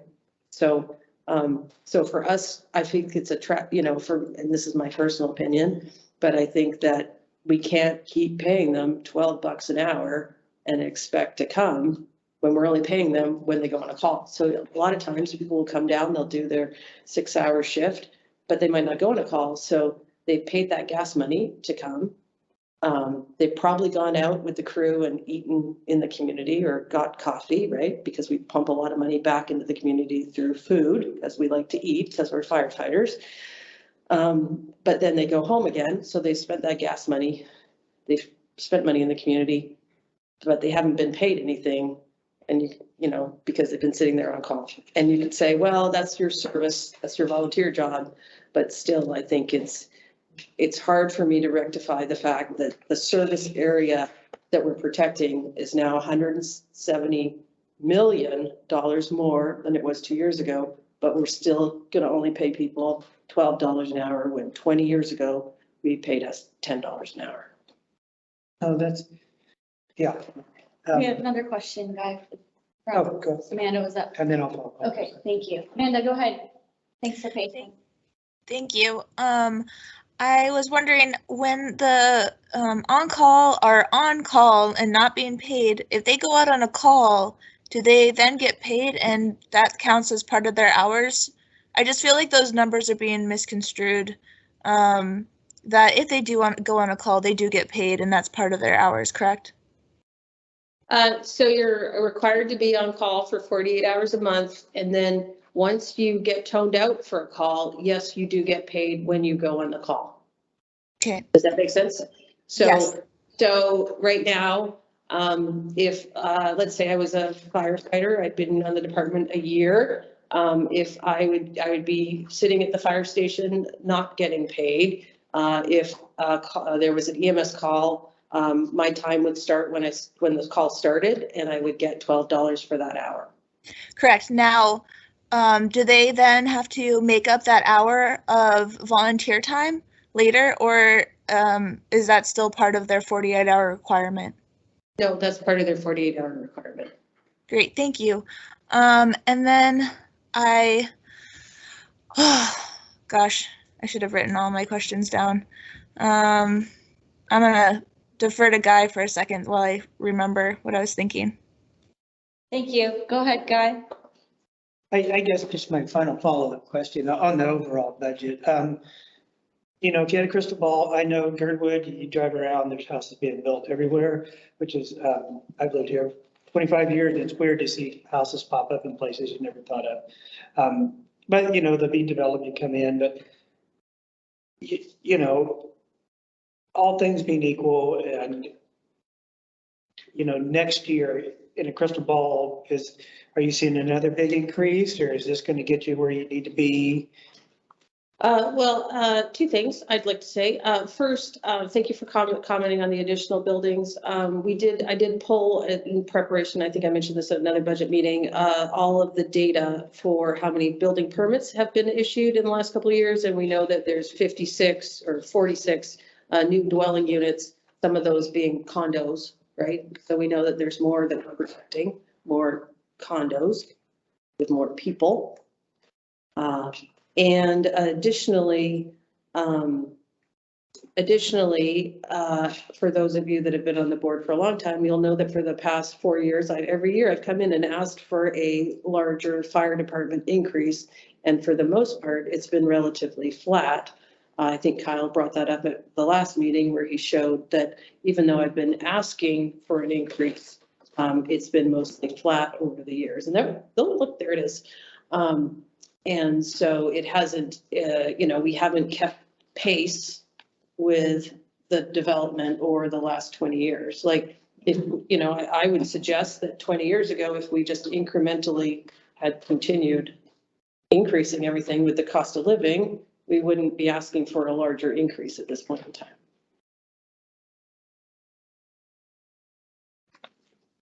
Thank you, Chief Weston. Amanda, did you want to go ahead?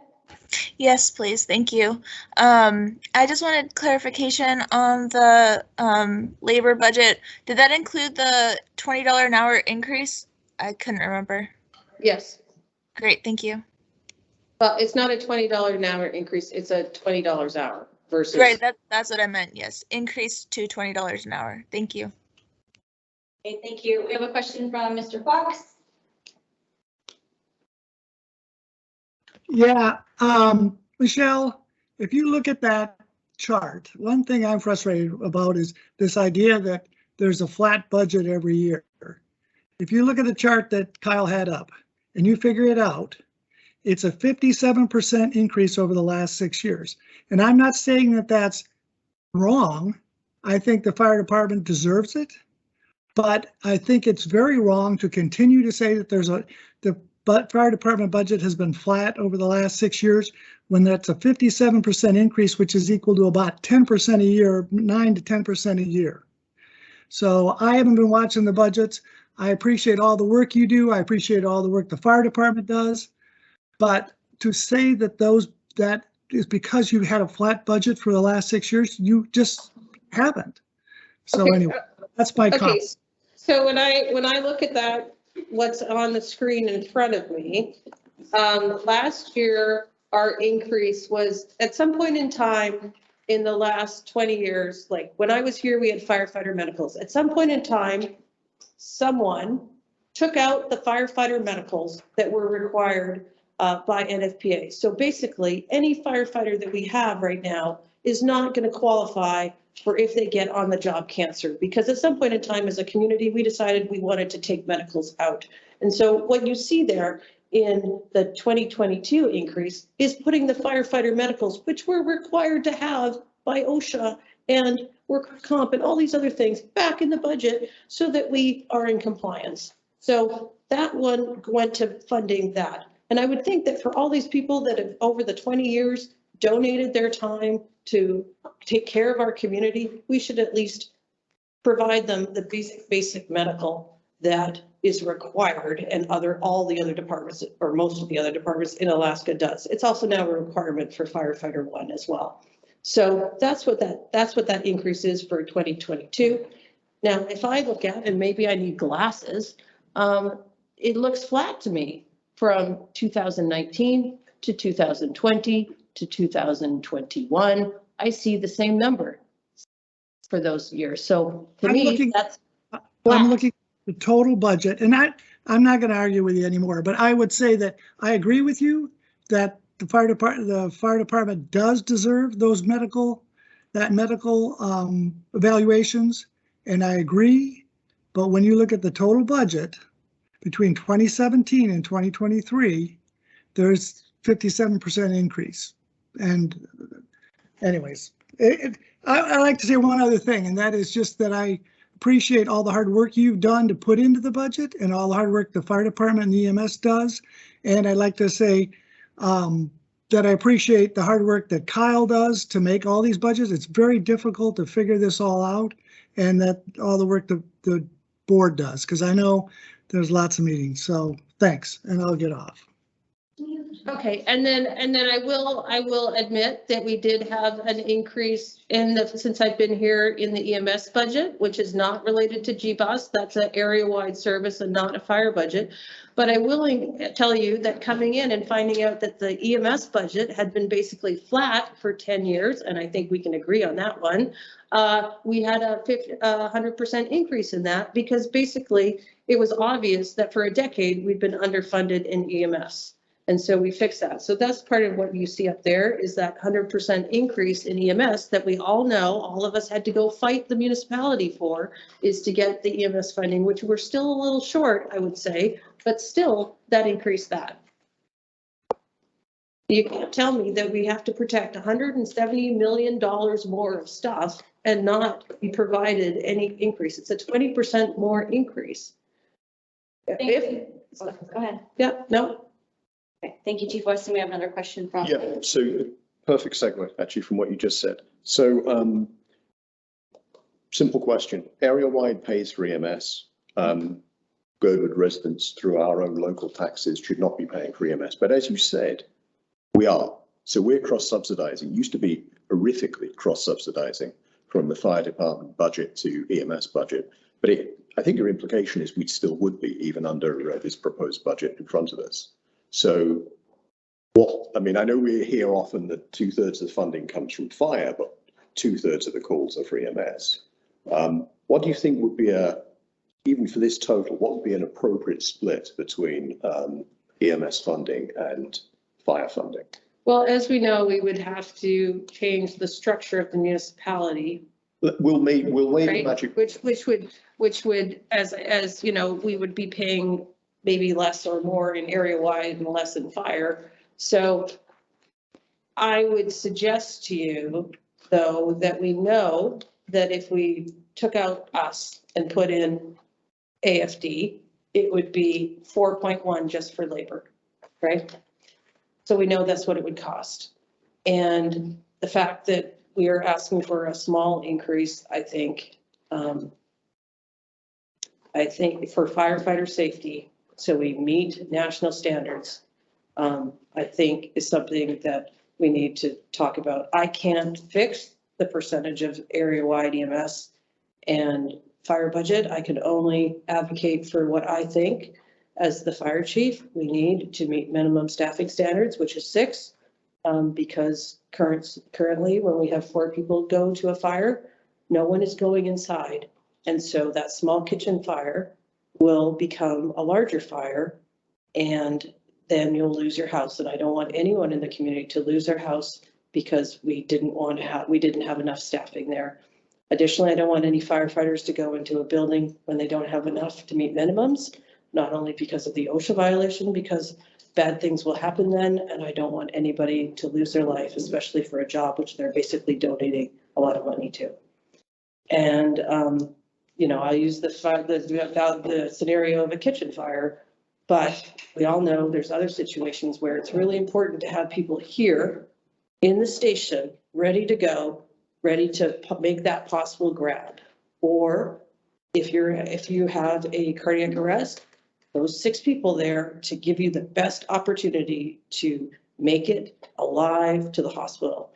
And so playing the game of what should the EMS percentage be versus fire, personally, I can't change that. I want to make, what I can change and advocate for is to have the right amount of people by national standards there so we can go in, we can start a fire response, or we can save somebody who's in cardiac arrest. I understand that, but the question was, though, that the budget is 1.6 million for EMS and fire. What are you actually spending? I can't unfortunately go in and find out the details. I mean, we've got this overall budget here. So how much is EMS actually costing of that 1.6? So let's say we give you exactly what you want. I just want to understand what the split is so we know, so we understand, and we have data in front of us when we argue again, EMS is still being chronically underfunded and the municipality needs to fix this. So that's our job, is to try and solve that problem. Can you give us some help in solving that problem? Well, I could tell you that we asked for $600,000 initially for EMS response, and they gave us a different number, right, on top of the number we gave. And that was based on having an ALS engine with advanced life support staffed 24/7. And then additionally on weekends and holidays, and for that week at Christmas, when there's lots of people in town, having a BLS ambulance also staffed for 12 hours a day. And, you know, the EMS money also counts for all the fire protection, all the extrication that we do on the Seward Highway, which is outside of the fire service area, all the water rescue and that. So the municipality has given us that number, and that's the number that we will work with. Right, but when we're making the case in the future at a political level, it would be really good to have, you know, data where we can justify. So I think you said 600 more than we had originally. It's the difference between, yeah, and it's also the difference between having people there at the station versus coming back, right? We don't have, right now, what happens is if you go on an EMS call, it's all a crapshoot, right? So you have your medical emergency. Okay, that takes 2 to 3 people. They're gone to town for 3 hours, ambulance transport. The next call that comes in, hopefully we'll have those people there, but we got to find those people, right? So it's all a numbers game. So it's a difference between having people in the station paid versus hoping we're going to get them to come in when they're not, when they're just at home doing whatever they're doing, right? Does that make sense? Yeah. Yeah, Okay. so I can't crystal ball when we're going to have EMS calls and fire calls. Now I can kind of crystal ball, oh, it's a icy ski day and the mountain's full of people. I can probably, you know, I can crystal ball that around 2 o'clock, we'll probably get 1 or 2 EMS calls, right? I can crystal ball that. It's a very super icy weekend on the highway. I can probably crystal ball that we're going to have 1 or 2, you know, car accidents probably in the middle of the night, right? So I can kind of crystal ball some of that. But the other thing is sometimes it's not like the calls come in, like sometimes we have 1 call, sometimes we have 2 calls at once, sometimes we have 3 calls at once, very busy when we do that. But I can't crystal ball when we have that. But I do want to have 6 people there so that in the middle of the night, when something bad happens, there's 6 people that are going to be able to respond. Okay. Thank you, Chief Austin. We have 2 in the room. Sorry, I have one more follow-up. Is that okay? Yes. So you mentioned the cost of how much it would cost for if AFD were providing the same level of services here. And it's huge in numbers. I completely agree with you. But that would be spread across the whole municipality. If we increase if the service area of AFD was increased to cover Girdwood, current mill rate's about 2.5, 2.49, and we're paying 2.11. And what is difficult sometimes is I understand why you present it as, you know, we're really at the margin of providing adequate service. If we go up to paying 2.1 mil rather than 2.5 we pay for AFD, are we getting at least 89% of what we get from AFD? I'm sure the answer is yes. I just want to hear you say. Well, I just want to remind you that the difference between an AFD firefighter and a Girdwood firefighter is that you would be also paying for PERS, retirement, and other things. So the PCN costing on a firefighter is significantly higher. What I'm saying is we would, as Girdwood taxpayers, if we were part of the overall AFD covering the whole municipality, we would not be paying all of that. We would be, the whole of the municipality would be paying for the whole of the coverage. So it's kind of a shared responsibility. So like other services, it would effectively be subsidized by Anchorage if that was the path we went. But my question is, I guess I would draw the, and again, this is conjecture. So I know that there's a number of municipal area-wide votes that would have to happen for that to happen, for it to be all area-wide fire EMS. So I know that a number of hoops would be able to jump through, but I do think that when we lost our police service, and having worked on that for a number of years before I came back as the fire chief, I do know that the fire service area, just like the police service area, probably would be bid as a contract unless they went through all the administrative process of the vote of the people to add in Girdwood to the Anchorage Fire Service area and all that there was a number of steps that would have to be. So it's because I understand what you're trying to say, it'll be cheaper if we go with the union people, but I don't think so, because I think that the service area would have to be charged that 4.1 for labor only, not including all of the non-labor, to do this. And I don't think you're going to have the same amount of service. You're going to have, that's 4.1 for one engine, one tender, which is one engineer, one engine, and one medic unit. So when that second medic unit is needed, that we're usually providing, you're probably going to get that second unit from Anchorage. So there's going to be a 45-minute delay. I can disagree with that premise. I think I do not want to do that. I'm just saying that we have to, as someone who's responsible to the community here, the broad community, including people who pay tax and don't live here, I've got to be able to express and explain why this is the right thing to do. And I was looking for some help doing that. The annexation to extend AFD, my understanding is it does not require it requires the annexed area to agree, but it doesn't require everybody to agree. Like, it's what I recall, but we can check that offline. I can only tell you. Interested in doing it if it's going to cost 4 times as much. So I can only tell you when I talked to Chief Shraggy and it said that what you had said to me about this same thing, he said, that's interesting. When I suggested that if we were in Anchorage Fire Service area, the rest of the municipality would pay for our fire and EMS. So that's what, or at least our fire. Yeah. Sort of went, So, yeah. So the question is, if we're paying 85% or something, or 80% say, of what we would pay if we had AFD, are we getting at least 80% of the service? I'd say we're getting more than 80% of the service. Do you agree? Let's put it that way. We are getting very good value for money from what we are getting in this new model. Well, we are trying with the money to reach minimum national safety standards and decrease our risk.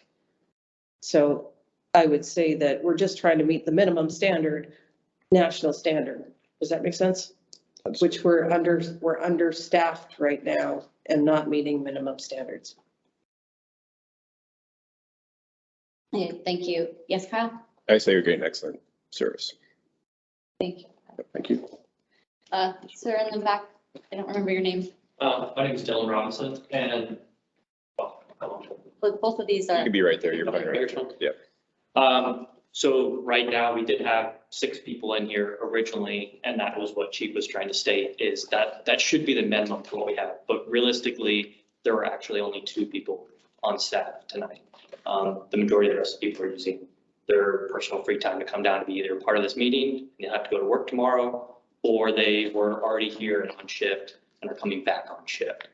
So reality is, even today, right now, if there was somebody about a cardiac arrest, there'd be 2 of us responding to that.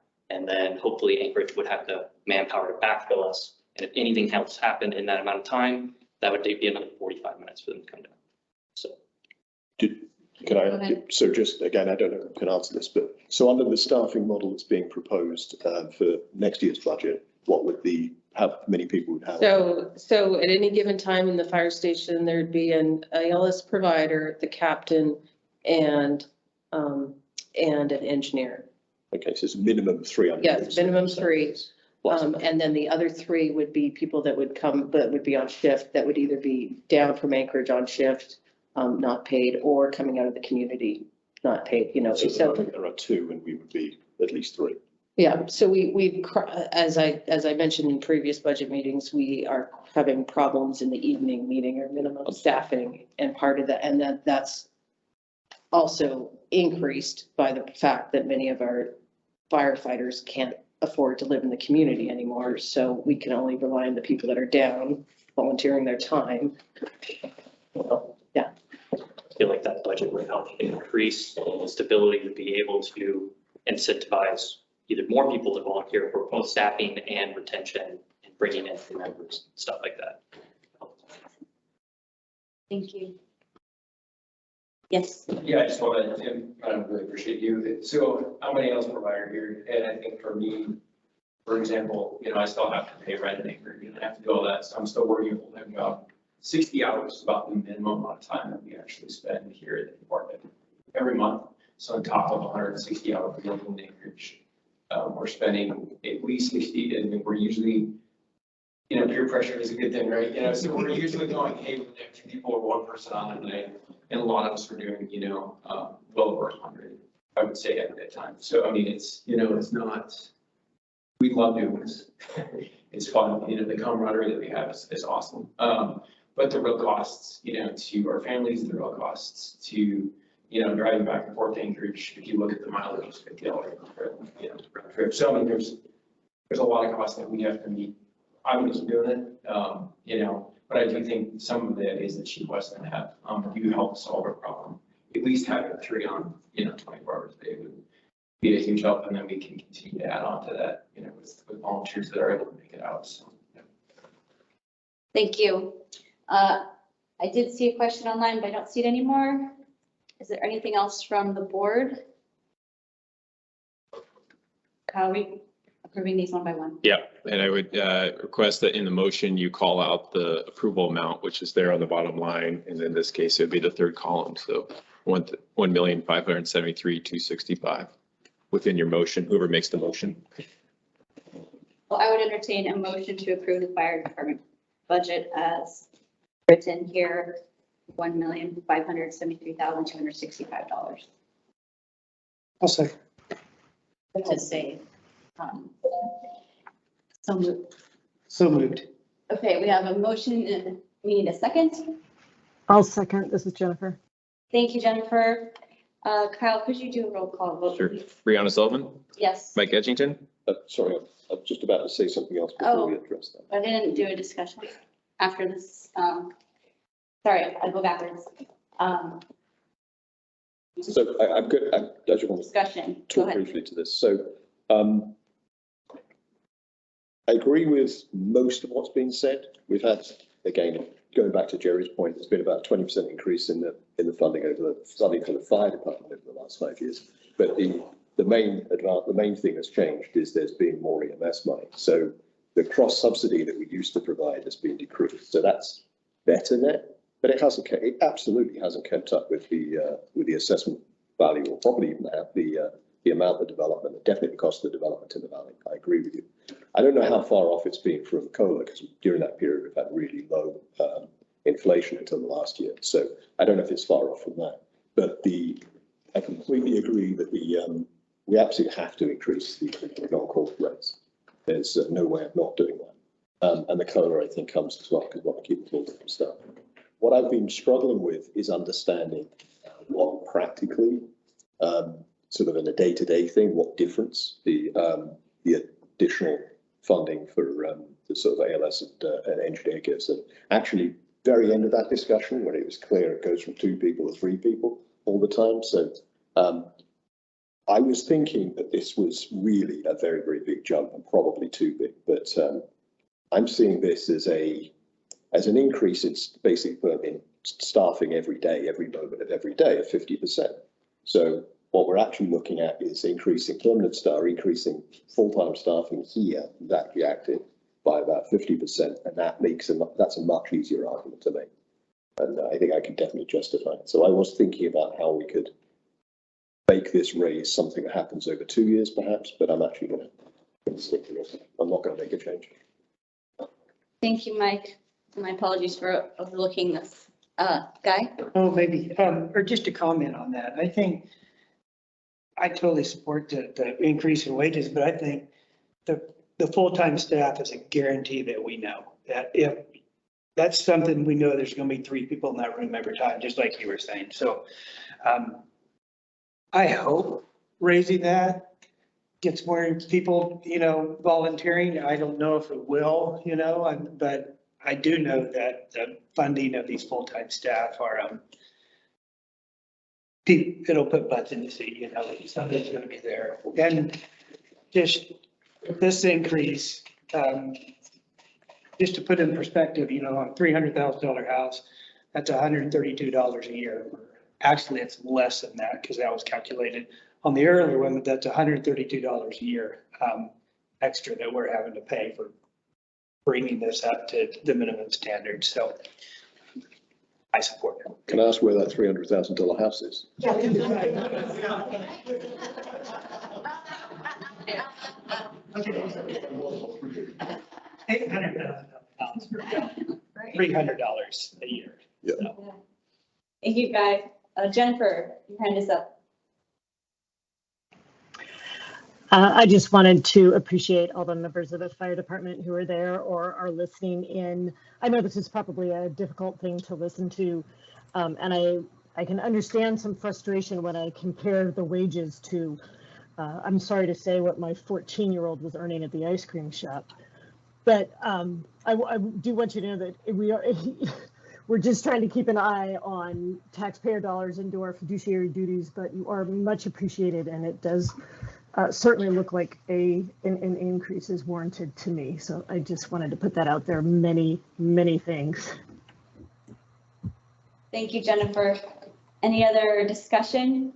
Oh, God. Jerry?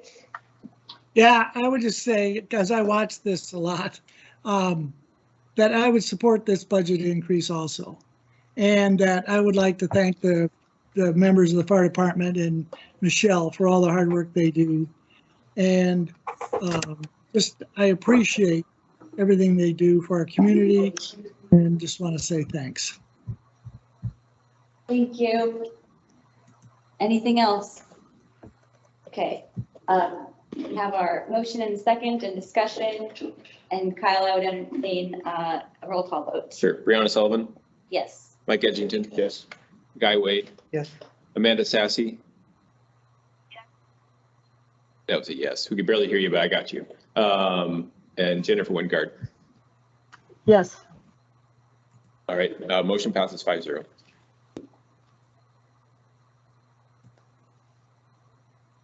Okay. On to roads.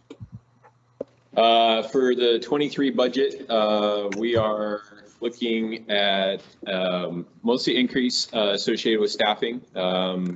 At the request of the board, I did show an increase for the service area position, which is my position, and then also the union contract requirement for the admin officer increase there. So that's on a normal cycle there. So we'd be looking at just over an $18,000 increase in personnel costs. Down in our operating costs, which would be for our road maintenance, relatively the same as last year, just a slight increase there from, just over $200, under $200 there for increase in that area. So we keep those flat. And then one thing I will point out in these budgets, we have intergovernment charges, and I just show what the charges are for this year. OMB figures that out at the calculating of the budget. So we usually see something different there as it goes. Those can go up and down, as you can see there with the years comparisons there. But it's relatively within that $70,000 range for the last several years there. So overall, we're looking at a difference of 93,000 between the 2 years here. And why seems relatively high. I'm trying to figure out where the change was. I might have calculated. Oh, here's what we did. So for the contribution to capital this year, I'm suggesting putting 200,000 towards capital projects for roads here in Girdwood. As you can see, just 4 years ago, we were only putting 25,000 towards it. Last year, we raised it to 125, and I think we need to raise it to 200,000. You will see in the parks budget, I decreased the capital contribution down 25,000. So overall, the net change there is a $50,000 increase for capital for roads. As you know, we've been struggling to fund capital projects for roads, and our infrastructure just continues to age. And we have some priority projects, which we have complete designs done for Alyeska Creek, for Mount Hood, Lake Tahoe, and Davos, for Alyeska Creek and Moose Meadows Creek cross under. Those are old railroad culverts, especially on Mount Hood. It has shifted and pushes the creek direction towards a house there. And so we like to rebuild those, and they would be fish passage approved. Starting to race with that. You know, we chase grant money all the time, so we can have strong matching to help find some grant money for these projects, or eventually if we just have to fund them outright. I think the service area needs to really catch up on its capital program, and we've discussed that there. So that's another large increase in this budget. It's just a larger contribution we're making to capital. We try to bond for things, but we don't have the success of getting the rest of Anchorage to support us on bonds, even though they don't pay for it. So for a prime example is this building. This building was fundraised. A bond was put out. The bond failed in Anchorage, but passed overwhelmingly here. Same thing for Little Bears. We put out a bond for a new Little Bears building. It passed by almost 80% here, but failed in Anchorage. It's just because people don't understand. They think they're paying their property taxes for Girdwood when they're not. It's just the service area. But we need the support of Anchorage because we're using their bond rating to help us get, cheaper bonds or lower interest rate bonds, because Anchorage has a strong bond rating. So it's become a struggle over the years. So we're actually doing really attempt with bonds for certain items that really need bond support. So that's why we do this savings account. We build our 406 and then we spend it on capital projects. Most recent one was repaving Allberg Road in that aspect. So that's what we're looking for. There'll be a $93,000 increase in this, and we estimate 1.86 mils. Open up for questions. Any questions for Kyle? Yeah, one question. I know the answer to this, but I just want to make sure it's on the record. So I think we've already discussed, I think on calls, the increased fuel costs and everything else. I know there was kind of a change to the way the contract was structured, or an additional payment to the contract. Correct. How does that factor into the budget? Well, we just do less work. So we have and what Mike's getting to is that over the last summer, we negotiated a fuel variance with our contractor, Western Construction. There was not in the contract.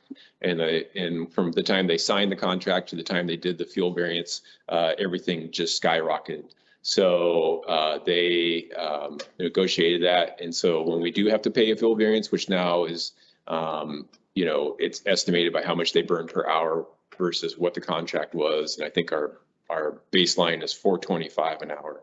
And so whatever we're paying for fuel, we pay that. We just end up doing less work. So it'll be a less drainage project, maybe a less, it's usually something in our summer maintenance program that's tied to like a drainage or culvert improvement. I'd like to make a motion then. Sorry. Yeah, sure. So this is their second, this will be their second year on how long of a contract? A 5-year contract. Okay. Yep, so they are right now in their second year and that will end in the spring. And so that'll be the end of second year. And that contract does it have a COLA? I mean, you know, is it, they're not going to renegotiate. They said 5 years for this amount each year. How does that? We just have that fuel variance is only in effect till actually December 15th. And then at that point in time, we have to see if purchasing is willing to renew that fuel variance. So we'll see where fuel prices are at that point in time and move forward with it. What we don't have compared to like Eagle River is sort of like a cousin of us, is that they actually have a COLA and a fuel variance in their contract to start with. And we've gotten away with not having to do that for a long time. But now with the recent costs, because we didn't have inflation costs that really affected it, but now the contractors are really honing in on that because they're seeing their profit margins substantially decreasing because they're paying all these new costs, you know, like a piece, I'll give you an example. We have serrated edges. So they're edges that help us peel the ice in the winter. And they went from $90 a bar to $160 a bar. And so, and then it takes 6 months to get them. So they're buying all this stuff up front. They can't just go in the store and buy it when we need it. They're buying it up in the hopes that I ask them to put it on the machines and start peeling ice. So they need to be prepared that way. So there's expenses like that are really starting to creep into these contractors and in the lead time on equipment and repair stuff. So they bid that with no yearly increase in the. They bid it on or the probably on the last 5 years of estimates for increases based on inflation and cost of prices. And then all of a sudden 22 happened and it just blew everything out of the bucket. I'm just curious. Yeah, I mean, so like you're doing a really. I feel like we get a very good deal for who they are and what they do and the amount of work that they can get done in a day. For example, that fish culvert, they finished that in 3 days. With our old contractor, that would have been 10 days. Just because of the level of experience and equipment and the way they come in and they tackle things. So they're very efficient. Mike. 59 minutes for this item and we've got a minute 60. So I'd like to make a motion that we can extend discussion for another 30 minutes on the budget. A motion to extend item we're discussing for another 30 minutes. That was a second. We can barely hear you, Amanda, but it might be something wrong with your mic. Okay, we'll get to Amanda as a second. Any objections? Okay, thank you, Mike, for observing that. And guys, finish with his question. Jerry, do you have one? Yeah, I just have a comment. I support any increase in personnel costs, and I would say that the community is extraordinarily lucky to have Kyle and Margaret working for us, and that their expertise and their duty to the community is great. And I just really appreciate all the work they do, and they deserve anything we can give them. Thanks. Thanks, Jerry. Mike. Well, yeah, now I will move to approve a sum of $1,385,566 for the roads budget 2023. Okay, motion. And I agree on. with Jerry. All right, we agree with Jerry. A motion's on the floor. Do we have a second? I'll second. This is Amanda. Thank you, Amanda. Any further discussion? I'd entertain voice call. Brianna Sullivan? Brianna Sullivan, yes. Mike Edgington? Yes. Guy Wade? Yes. Amanda Sassy? Yes. Jennifer Wingard? Yes. Motion passes 5-0. Okay, I'll jump into parks. One of the larger increase for this year is labor. We are asking for more funding to attract more qualified seasonal staff. We had a heck of a time this year retaining staff and hiring staff just because what was a very competitive wage for a long time in Girdwood all of a sudden was not as competitive with the cost of increase and other outfits in Girdwood raising their hourly wage. we were losing people that were attracted to our jobs in the past. So we only had one person that worked part-time for us and then basically left through the season. But we did start the season with two full-time people, and then they both were offered more higher paying jobs that led to year-round opportunities. So, and then when we recruited after that, we just had a hard time. So we like to retain those just to help us keep up with just the general maintenance and hopefully more trail work if we get the right qualified people there. Our operating costs are just raised a little bit, just, you know, within these individual numbers. We just saw some areas that had some changes there, but for the most part, that's still relatively flat. We just raised it by $1,000. I think it had to do, I can't remember directly off the top of my head, had to do with one of these lines in here. We just asked for a little bit more funding. Our repair and maintenance, we did lower that a little bit. We have been catching up on our playground improvements. You know, we had a repair done, or a evaluation done by Leather and Associates, the ones who led the design and build of that bridge, of that playground. And so we've been catching up on those improvements. We will definitely we need new chips next year, a few other things we have to deal with. And then our turf and trash contract, I believe we have one more year under this turf and trash contract, which has been an absolute deal for the service area, but basically a struggle for us to make sure that he shows up and does the job. He's a nice guy, but he just has a lot of equipment breakdown. So that will be one more year under that. And then you can see here, as always, 33% of our budget goes to nonprofit donations. So we hard fund $25,000 to Fort Valleys because they do a lot of the work of providing programs for recreation here in the Valley that you would find in Anchorage Parks and Rec doing. So Fort Valleys has always been a strong partner in doing that. So 25,000 there, and then 35,000 for whoever else applies for grants this year. So that's usually split between the grant applicants who come in. And last year it was for KUL, Girdwood Arts, Little Bears, Challenge Alaska, and Girdwood Valley Transit. And then I did raise a request so that we could get a SCA crew for at least 2 weeks next year. So that'd be 25,000. We tried to get an SCA crew this year and they're having the same problems as us. They couldn't hire enough people through their program and they were backlogged from 21. And so what crews they had was taking care of backlog needs for other land management areas. So we are working with them already to hopefully establish a crew for next year. And then we did raise our utilities a bit because we're just seeing more costs there with your utilities, and we've ordered more dumpsters over the years to deal with that. As you can see here, this is where the capital contribution comes down. Last year we requested 125,000, which was approved, and this year we're asking for 100,000, putting more funding towards parks, towards roads this year. And then IGCs, which is estimate. And then overall, our difference is negative $11,531. So we're actually asking for less this year compared to last year for this budget, and mostly related to that capital contribution going down. Open up for questions. Any questions for Kyle?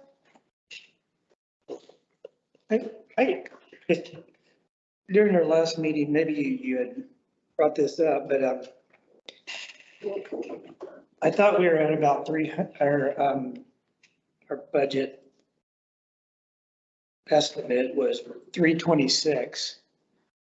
And this one, during our last meeting, you had mentioned an increase in wages for a caretaker, I think, and something like that, but I mean, it's fine.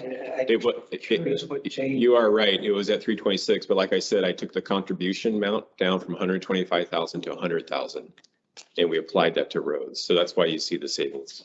Okay. Yep. I'm sorry I missed that. Thank you. Thanks, Kyle. There are no other questions for Kyle.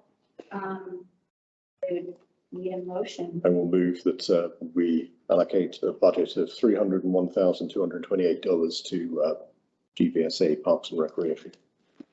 We have a motion. A second. This is Amanda. I'll second. Thank you, Amanda. Any other discussion? Kyle, I'd entertain a roll call vote. Brianna Sullivan? Yes. Mike Edgington? Yes. Guy Wade? Yes. Amanda Sassy? Yes. Wingard? Yes. Motion passes 5-0. Thank you, Kyle, for all of your work on that one as well. Okay, police budget. What we are looking at here is a 12% contract increase. And this is right now what we're negotiating with Whittier. Basically right now we pay a total of $724,000 for our police services here. And with the increase, that would take us up to $811,000. For the contract line, it would be $793,000.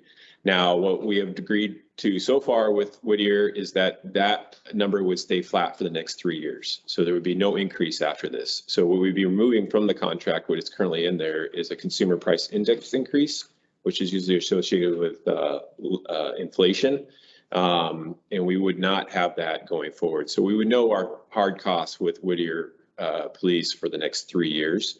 And then if we wanted to extend the contract for 2 more years, then we would look at a 8% increase going forward. But just for next year's budget, we are looking at a new contract cost of $793,000 and $6,000 for the rental of the ACS building, which works as a substation for Whittier Police. And then $12,000, that's a $2,000 increase there to help us keep up with car towing and other miscellaneous items that relate to public safety. Years past, we've bought like the blood control kit out there for mass wounded situation. We've bought signs, we've used that, but our main cost has really been towing. We deal with so many abandoned cars or illegally parked cars or issues like that associated with large events that we've used a lot of cost towards that. So overall, we're looking at an $86,000 increase for 2023 and a mill rate of 1.09. Thank you, Kyle. Any questions for Kyle? Just one comment. That 12% increase obviously looks quite, well, not that high, I suppose, compared to inflation. It still looks like quite a big number for this year, but if you do it over 3 years, the inflation is bigger than 3.8%. We're actually saving them.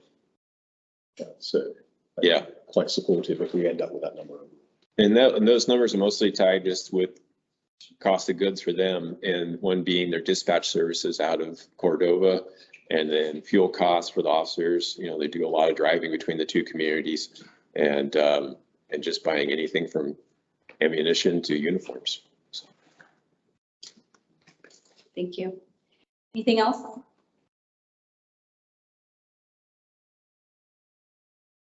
I move that we approve a budget of $811,044 for Gbsa police budget 2023. Thank you, Mike. Do we have a second? This is Amanda Wall, second. Thank you, Amanda. Any further discussion? Okay, could we have a roll call votes, please? Sure. Brianna Sullivan? Yes. Mike Edgington? Yes. Guy Wade? Yes. Amanda Sassy? Yes. Yes. Motion passes 5-0. And then that's it. What we have in here is just a quick follow-up things. Just our fund balance for right now is at $24,000. Now, one thing I did learn this week is that we are going to be reimbursed from the state for 85% of our costs associated with the Halloween storm from last year. And so we will actually see funds spent last year go into our undesignated fund balance. So that report will represent that next year from 21. And then anything that we spent in 22 will be freed up in our operating budget because we've been paying out of that budget for repairs, and that will be journaled over into emergency repairs. So all reimbursements will basically go back to the city, and then the money will get freed up and put back into our accounts. So I'll keep you informed as we start to see that money come back from the state. So we should. Sorry. Do you know how much we've actually asked for? We put in a request for almost $650,000 for reimbursement. Our total costs were upwards of about $7 to $725. So that's about 85% there. And then within the packet, we do share our capital, where our capital counts out and the different amounts there. So that just gives you a detailed breakdown of our 406 accounts. and then the projected capital projects that we have coming up for the next year and beyond, and what funding we need for those capital accounts. So you can see there's quite a bit of stuff we're trying to accumulate and we need funding for to accomplish. So those are all there as reference. But that's all I have for budget. I know we have long agendas. I don't want to spend too much time on those unless there's questions. Anything else for Kyle?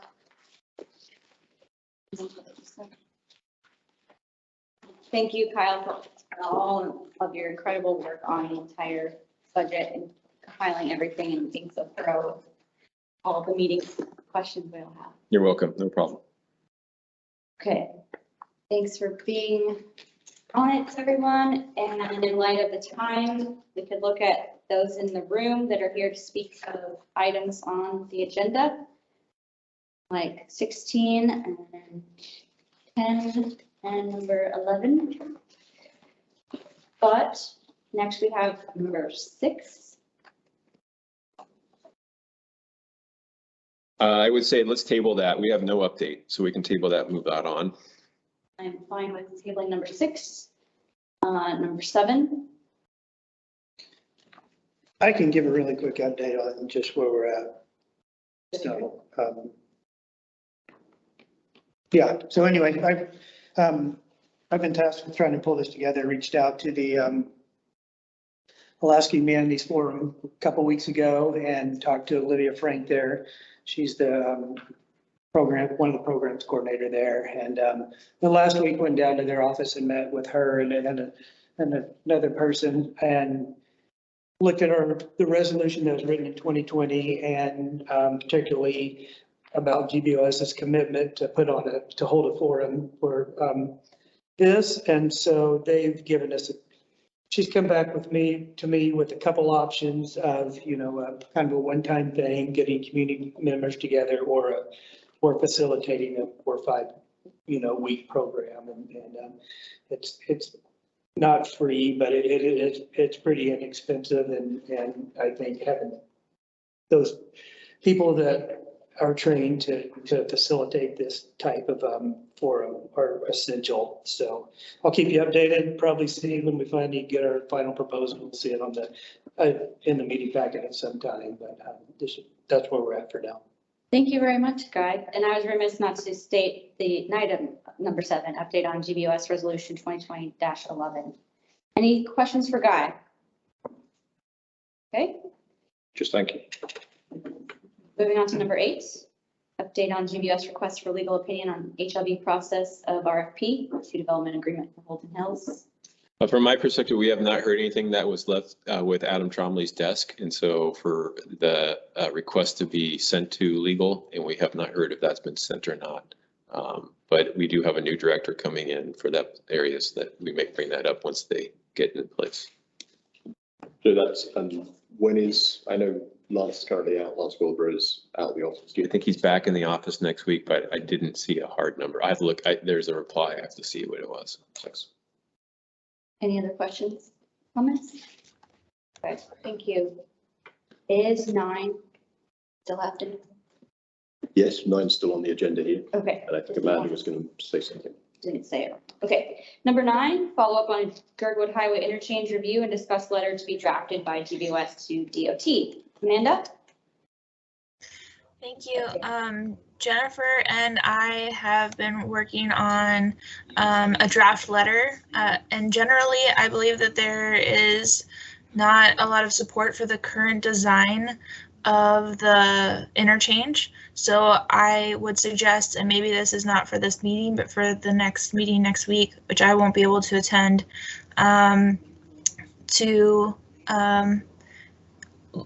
consider a resolution of rejection, which I have drafted a very bland resolution because I've never done one of those, that can be edited, and then also a draft of the letter that can also be edited. It's in the packet, and included with that is a potential that there's a picture of a potential design option that I don't feel like we've had a good answer to, whether or not why this is not an option as the T intersection, or not intersection, interchange, where there's like a dead end road in the flats that is the on-off ramp.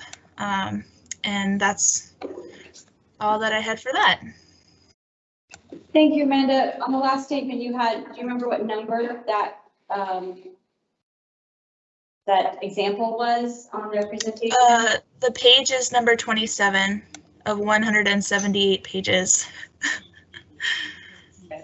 Well, they had numbers, the conceptual design.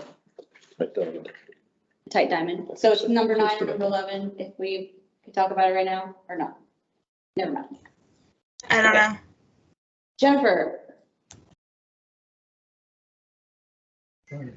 Yes, I just wanted to say that first of all, I really appreciate Amanda's work on this, but I still have some work to do on this, and specifically asking DOT some more questions. And I spoke a little bit with Mike earlier today. I'm not sure if the option we're currently looking at or included is kind of the best, but I definitely think we need to suggest some other things besides the trumpet. So what I would like to do is talk about this more next week. I'm hoping to talk to DOT this week and find out a few more answers. And I've also talked to more community members. If other people want to connect with me, that would be great. Thank you, Jennifer. I'm going to move to postpone the item to the special meeting next week. Okay. We have a motion to postpone until next week. I'll second. This is Amanda. Thank you, Amanda. So we were told by DOT by their public engagement specialist, they don't really need a response from us until October, till the end of October, or they have additional action in November. So I know that we got a lot of really useful information at the meeting where they presented to us, but there was still, they explained why some of the designs they considered didn't work, but they didn't explain adequately or at all or adequately certain other designs. I don't think we quite got to the end of that discussion during that meeting. So I think we're going to continue that discussion a little bit further offline and hopefully have more information next week. Thank you, Mike. Any other comments from the board? Okay, any objection to the motion on the floor? All right, we'll pass that through assent. And thank you everyone for that discussion on 9, and thank you Jennifer and Amanda for your time on this. Number 10, agenda item LUC request for GBOS letter of non-objection for case 2022-0080, amendment to special land use permit for the alcohol beverage dispensary on Cafe and Portide. Yeah, I'll quickly speak to this. The Alyeska Resort is expanding their seating area, and they want to increase the area where they can serve the alcohol within that expansion of the service area. So they're amending their special land use permit. And under the new requirements from the clerk's office, the community councils, in our case, the Girdwood Board of Supervisors, are requested to make a comment on this. This did go through land use and it did have no objection. And I think they referred a letter of non-objection to the board to be written. And in your packet, you'll find it. And I'm trying to find it here. There's It's a ways down. it's down here, but I think it's should be before that. yeah, we're getting to it. But yes, there's a letter of non-objection in there in your packet. So that's what the motion is for tonight requested. Thanks, Kyle. I move that we send this letter of non-objection, the one that's in the packet. Thanks, Mike. I can read it. If we can't find it on the screen, if you want me to read it, I will. It's short. PDF page 49 if you're looking for it. Okay, thank you. Yes, Mike, go ahead, read it into the record. Okay, letter of non-objection to the planning department, today's date. Case 2022-080, amendment to special land use permit for alcohol beverage dispensary tourism duplicate for the Pond Cafe in Waterside Deli. The Girdwood Board of Supervisors, by a vote of X in favour to Y opposed, at September 19th, 2022 regular meeting has no objection to the amendment to the special land use permit for alcohol for the Pond Cafe in Waterside Deli. The Girdwood Land Use Committee recommended non-objection by unanimous vote at their regular meeting of September 12th, 2022. Thank you. Do we have a second? I'll second. Thanks, Guy. Any discussion? Just tiny edit to capitalize the first B on board. And I would ask for any objections on the motion. We'll pass by assent and move on to the next item. So that one was approved, and that is number 11, agenda item LUC 2208-06, second presentation and request for GBS resolution of support for Girdwood Community Land Trust, and it is here in the packet for ground lease for Girdwood Southtown site. Crystal, you have the floor. Good evening, everybody, and we'll try not to take too much time as this would be the fourth presentation. And the bottom line is that Girdwood Community Land Trust is expressing interest and is getting hopefully a positive result out of HLB in regards to taking site control for a 14-acre parcel, 14.5-acre parcel in Girdwood Southtown site. The goal would be to get a 55-year girdwood lease with the intent of it being transferred to ownership. And the first phase, the Girdwood Community Land Trust Phase 1 project would be a potential childcare facility for Little Bears. And Little Bears Board has expressed interest in moving forward on this site if it works out. So we've got some upcoming meetings with the planning department to figure out how much of the road that they would require for us to build, because that is kind of been make it or break it item in regards to developing Southtown site. Because there's a plat note that says you have to develop the length of the parcel. And if it being a 14.5-acre parcel, it's a 1,500-foot stretch of road. So it's, when I got it bid the last time was about $3.5 million just for that section of road. And then we would possibly need another 600 feet in the other direction. So looking at potentially a $5 million road before you can even start construction. So we're hoping to get a minimal amount of road developed in order to build a new childcare facility. So we will have more direction on that come Friday. But in the meantime, we would like to show the planning department as well as HLB that the community is in support of locally managed land.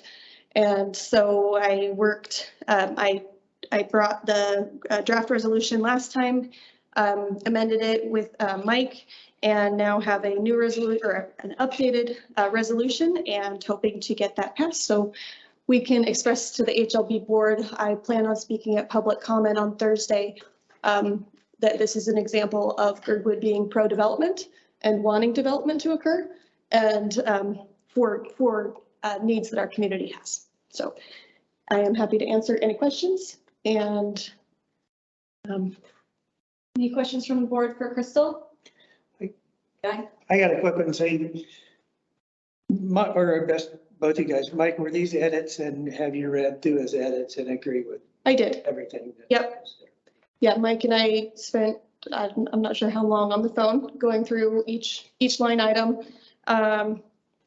I brought my 250 letters of support with me because it took me a long time and a lot of effort to get those. So at some point, I might need to show them to Assembly. Anyways, I'm happy with what it says, and I actually thank Mike for the inclusion of the importance of land being transferred to fee simple real estate, because I think long-term that puts us in a much stabler position.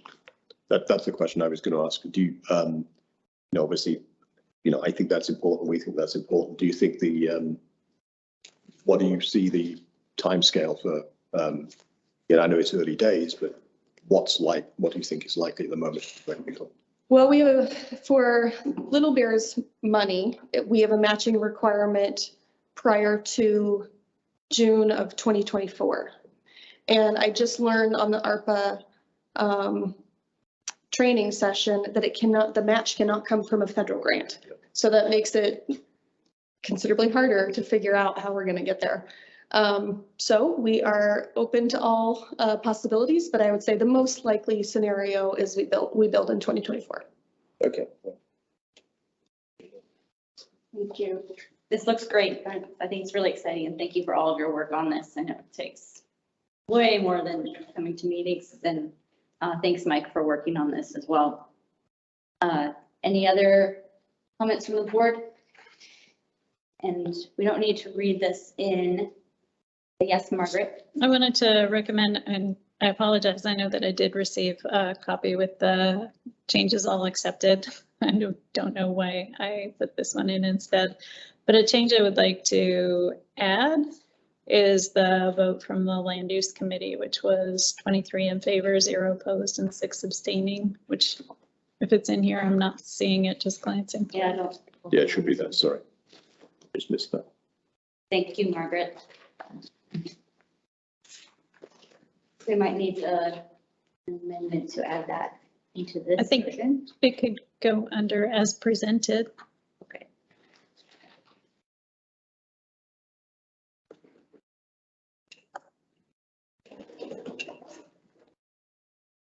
I would entertain a motion to approve this resolution of support as presented.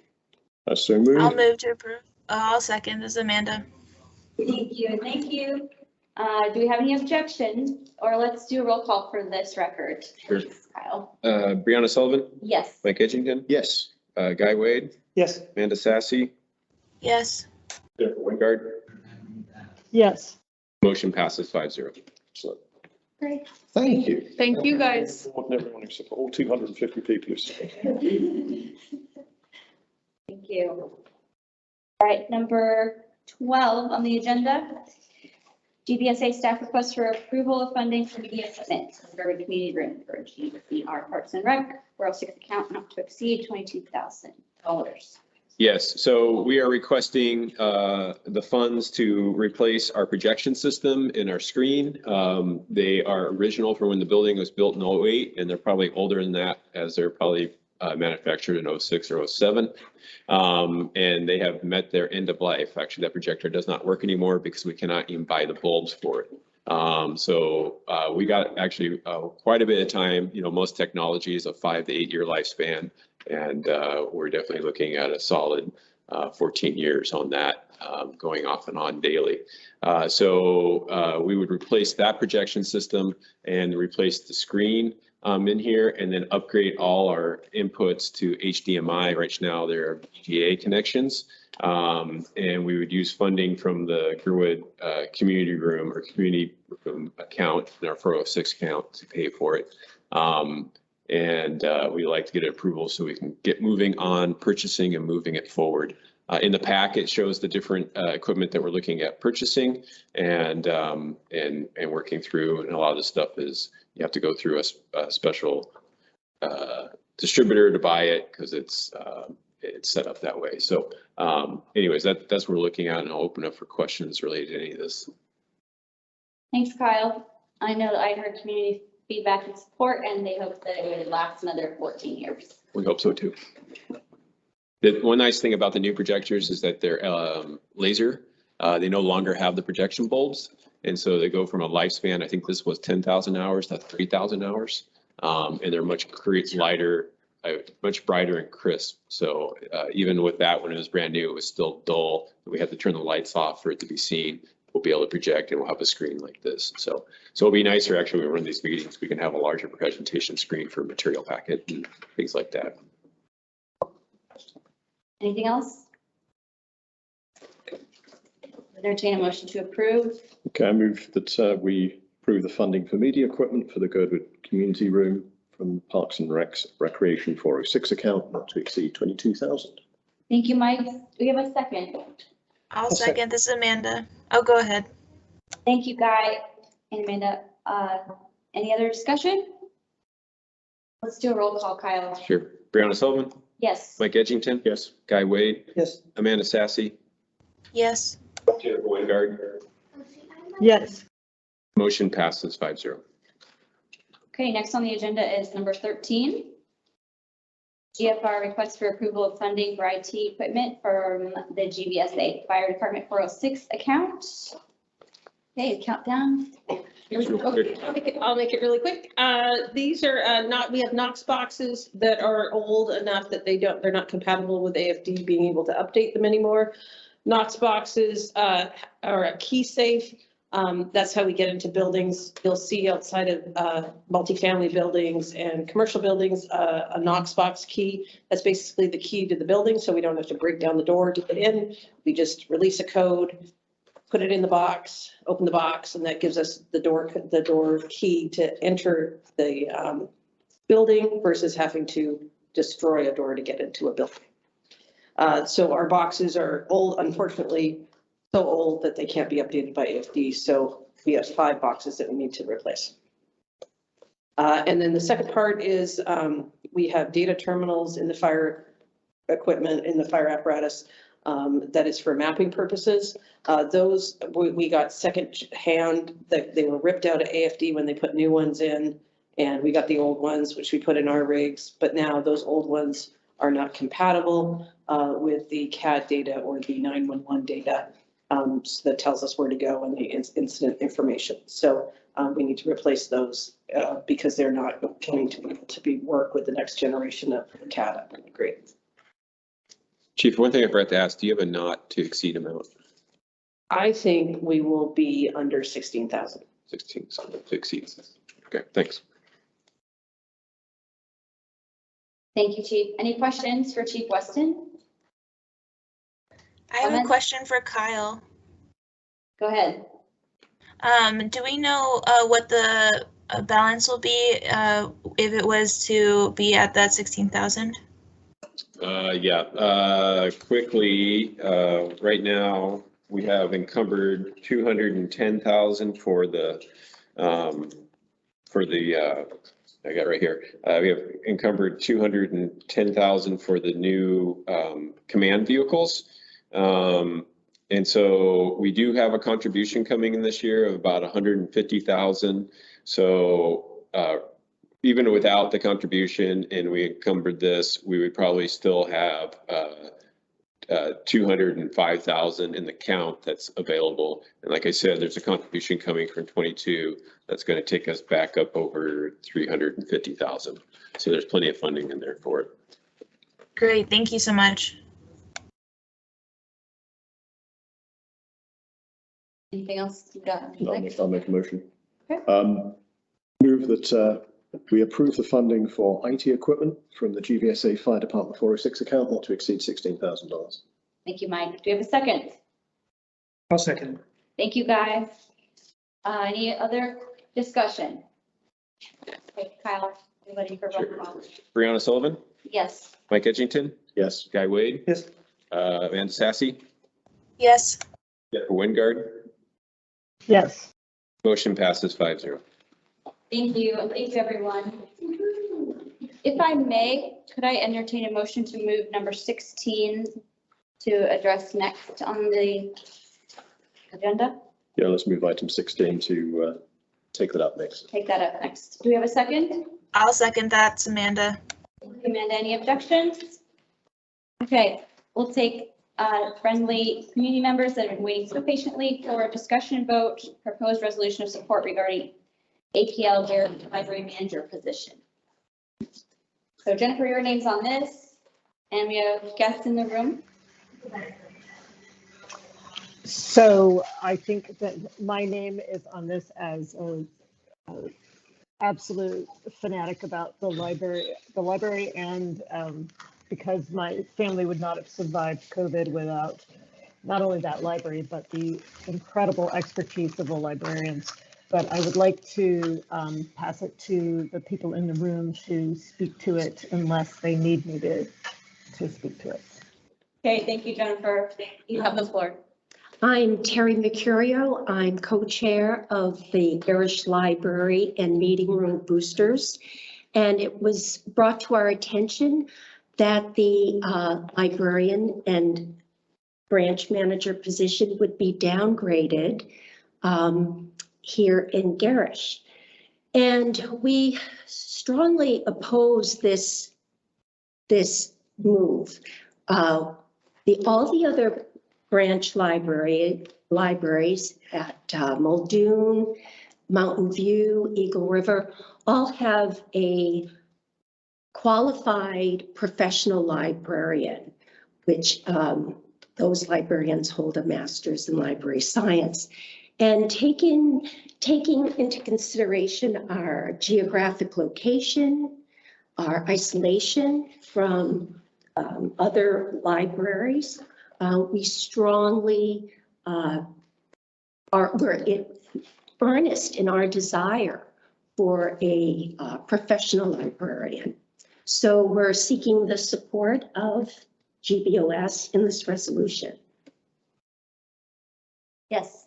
My name is Lynn McNamara, and I am also co-chair. We are co-chairs together. And we met recently with Judy, who is the acting director, and we think that there'll be some changes. We understand there's a new budget director coming on and maybe a new library director very soon too. So we're not really sure who was making the decision, but what we think happened is it was in a budget hearing where they said, oh, let's see, we have to cut some money here. We can cut this money from this position. We'll just make that position lesser qualifications because I don't know, they gave us some reasons and they all came down to, oh, it saves some money. And when we asked for anything else, we didn't really find anything specific. But what we believe is that we really need as much, if not more. The people who live in Anchorage can go just a few miles more and go to a different library. But we don't have that option, especially children in our community and seniors in our community. The distances we have to go to get the same thing is a lot greater. We also think that this isn't a time to cut the requirements before you even put it out to see. There was a lot of talk of, well, you know, possibly we couldn't find someone, but of course you won't if you don't look. And we believe that Girdwood should have the same treatment as the other branch libraries. I made a point when we spoke with Judy of reminding her that most of the libraries were funded with bonds over 30 years to be able to fund the whole thing and spread it out on a whole lot of different people. But because of the way the bonding went and the fact that the people in the Anchorage district overall had to vote in favor, even though they wouldn't have to pay for that, and I know I'm speaking to the choir, meant that it lost out in 4 different cycles. And so the Girdwood Board of Supervisors tasked 6 people to be on a task force to find a different way to fund it. And I won't go into any more detail except for to say that the people of Girdwood indebted themselves to come up with $1 million in 5 years. And then we took this library and community meeting room and gave it all $5 million, somewhere in there, to the community to run. And so we figure it's a sacred trust that they should run it for us the way they run their other libraries. And as the sisters, we think that we just want to keep it in the mind's eye because we think that we don't really know, and nobody has really been very specific about it except for the changes are afoot and there'll be staffing done. So we just want to make sure that everyone knows what's going on. We want GBOS to be on alert that changes are happening in the library department and in the budget department for the municipality. And we just want a qualified professional librarian who can keep the library dynamic in our community. And I think that comes with the credential. Thank you. Thank you for being here. Yes, thanks. Brooks, your hand is up. Assuming you'd like to add on to this. I don't have much to add on. Just one more voice asking you to support the resolution. It's important that the representatives of the community as a whole support the library, just as the boosters do, I think. We just need to be vigilant because moves like this sometimes portend even greater reductions in service down the line, especially if the folks based in Anchorage think that something like this can happen and nobody will pay attention to it or notice it or raise their hand and speak up about it. So please support the resolution. Thank you. Thank you, Brooks. Anything from anyone else here? Yeah. Yes, Mike. So I support the resolution. I support what you're saying.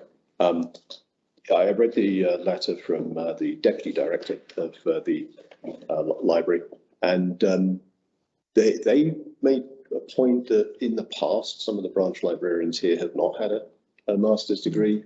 What's the response to that?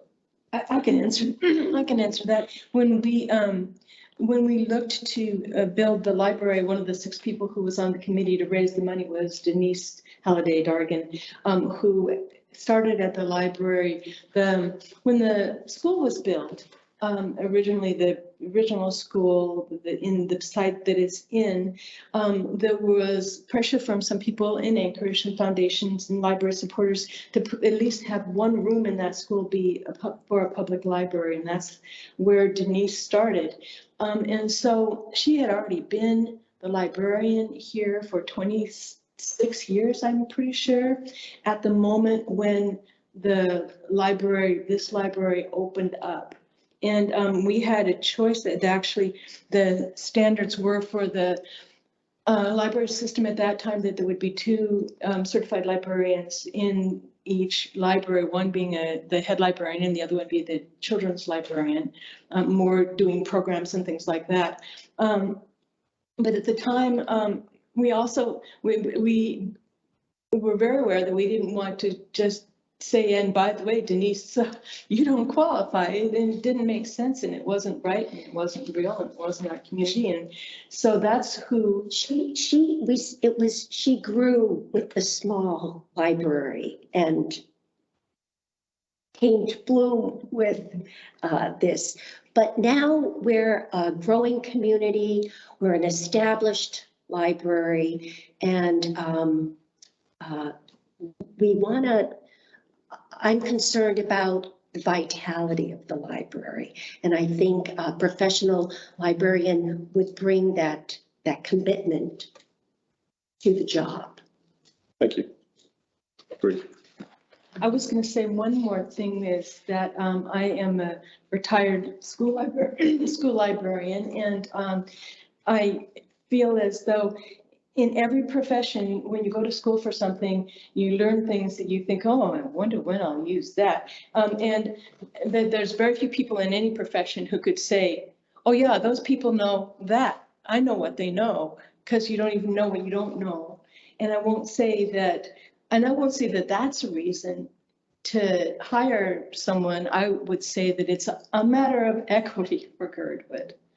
That's the big thing. I agree that we deserve the same minimum qualifications as all the other branches. Thank you. Anything else from the board? Well, thank you for all the efforts for Booster Club and writing this and all. Yes, we've been very active, but we'll continue. We'll continue that. Do at this timing. So thank you. We do not need to read this into the record in the interest of time, but it looks great, and entertain a motion. I will move.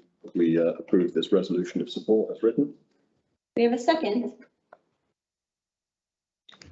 I'll second. This is Jennifer. Thank you, Jennifer. Any other discussion? Just as, sorry, I'll do the same thing as before. So we'll present it as is with one extra whereas, just to record our vote tonight. Yeah. Thanks, Mike. We'll do a roll call vote then. Brianna Sullivan, Yes. Mike Edgington, Yes. Guy Wade, Yes. Amanda Sassy, Yes. Gwen Gary. Yes. Motion passes 5-0. Thank you, Kyle. Thank you all for all of your work on this. Thank you. Thank you. And service to keep ongoing. Okay, we're running on the clock here and taking up number 14 next. You got a motion to extend, or you want to try to go for 410? I think we do need a motion to extend beyond 10. So I will move to extend for 35 minutes until 10:30. Okay, we have a motion to extend for 35 minutes until 10:30. Do you have a second?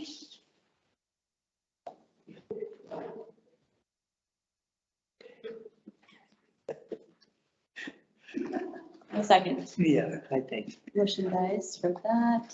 It has to be extended instead of taking security. We don't have to be extended. We can run out of time and then everything, we should move everything onto the special meeting agenda. Yeah. So, okay, I'll do 14, discuss ideas for DOT Community Transportation Program, alternate transportation program, and reconnecting communities. Amanda? Yes, so we have discussed, we being Kyle and I have discussed at a couple meetings and offline a couple different projects that seem favorable for these grant opportunities. So one of them being the Arlberg Safety Corridor. So it's a bike path along Arlberg. It's pretty beat up and is in need of an upgrade. And that in the project budget is estimated at a $500,000 bill. And yeah, it would be to repave and in certain sections rebuild the pathway foundation. And then the other one is, and that's for the alternative transportation program. And then for the community transportation program would be to pave Timberline past Vale intersection and Vale Hill to Loveland intersection. The big one really being the Vale Timberline T that sees the most maintenance through the year. It takes, I've been trying to record it, it takes really days after grading for the potholes to start reemerging. It's pretty crazy, especially with this rain we've been getting. It really shows how much that maintenance has to happen or how often. And that's, it's still in process, working on getting a solid understanding of what all we need and working with Kyle to get a budget to start. And the first thing that is due is by October 31st. So we got some time, and is to do a preliminary, like, oh gosh, there's actual words for it, but it's 10 now and my brain shut off. Yeah, anyways, a preliminary thing to submit. Yes, essentially, I guess, pre-application process. You can't see me, but my face is really red right now. Okay. Yeah. Thank you, Amanda. Yeah, I was going to say the same thing. I think we've had, when we looked at this, when we found out this came out, I think there were 2 or 3 projects being discussed as potential, and they were 2 most promising. So is there any, I think we're allowed to submit up to 2 per community. So, and we are outside AMAT, so we count as a, Girdwood counts as a community in this. Correct. I think we can submit 2 for each program. So are there any others? They're the top 2. Are there any others we might consider? Well, we might explore those fish culverts to see if we can use those at all. Right. Yeah. Okay. So I think that's something we'll look into. Okay. That'd be great. Guy? Just a quick, Amanda, do you have, Mike, are you helping her with this, or do you need help, Amanda, or just wanted to make sure you got plenty of support? Thanks, Guy. I appreciate that. I am going on vacation for 2 weeks, and if there is some slack that needs to be picked up, I'll remember that you offered. So I appreciate it. Well, that's not what I was saying, but no, for sure. Whatever. It looks like it would require a lot. So making sure you got plenty of help, I can jump in if needed. We're at 10 o'clock. The pre-application's okay, but yeah, the real application will be a doozy, I think. So just formally, I guess, let's move to push all the other items that we've not covered to the special meeting next week. We have a motion to push all the items we haven't covered until next week. Have a second? I will second that. Thank you, Guy. Any objections? We can't object right now. Consent. And then, I thought we had to stop. Well, we kind of stopped talking. I'm so going to go. Oh, we stopped it. Entertain a motion to adjourn. Yeah, we adjourned, I guess. Okay, we're adjourned, seconded. All right. And we are, some of us did a poll for next week, so we'll find out when We don't know when that cover is, all this. Yeah, it looks like the meeting right now is going to be Thursday. I think it was, Tuesday, excuse me, Tuesday. there was an earlier and a later time. I think there was 4 to 6 and 7 to 9, or maybe it was 5 to 5 to 7 Yeah. and 7 to 9. I So personally have a preference for the early one because there's it's the same night as assembly meeting and there's a couple of things I wanted to talk to on potentially. We'll shoot for the 5 to 7. Okay. All right, those online, is over. Thank you. Thank you. Same night as quarter beer night.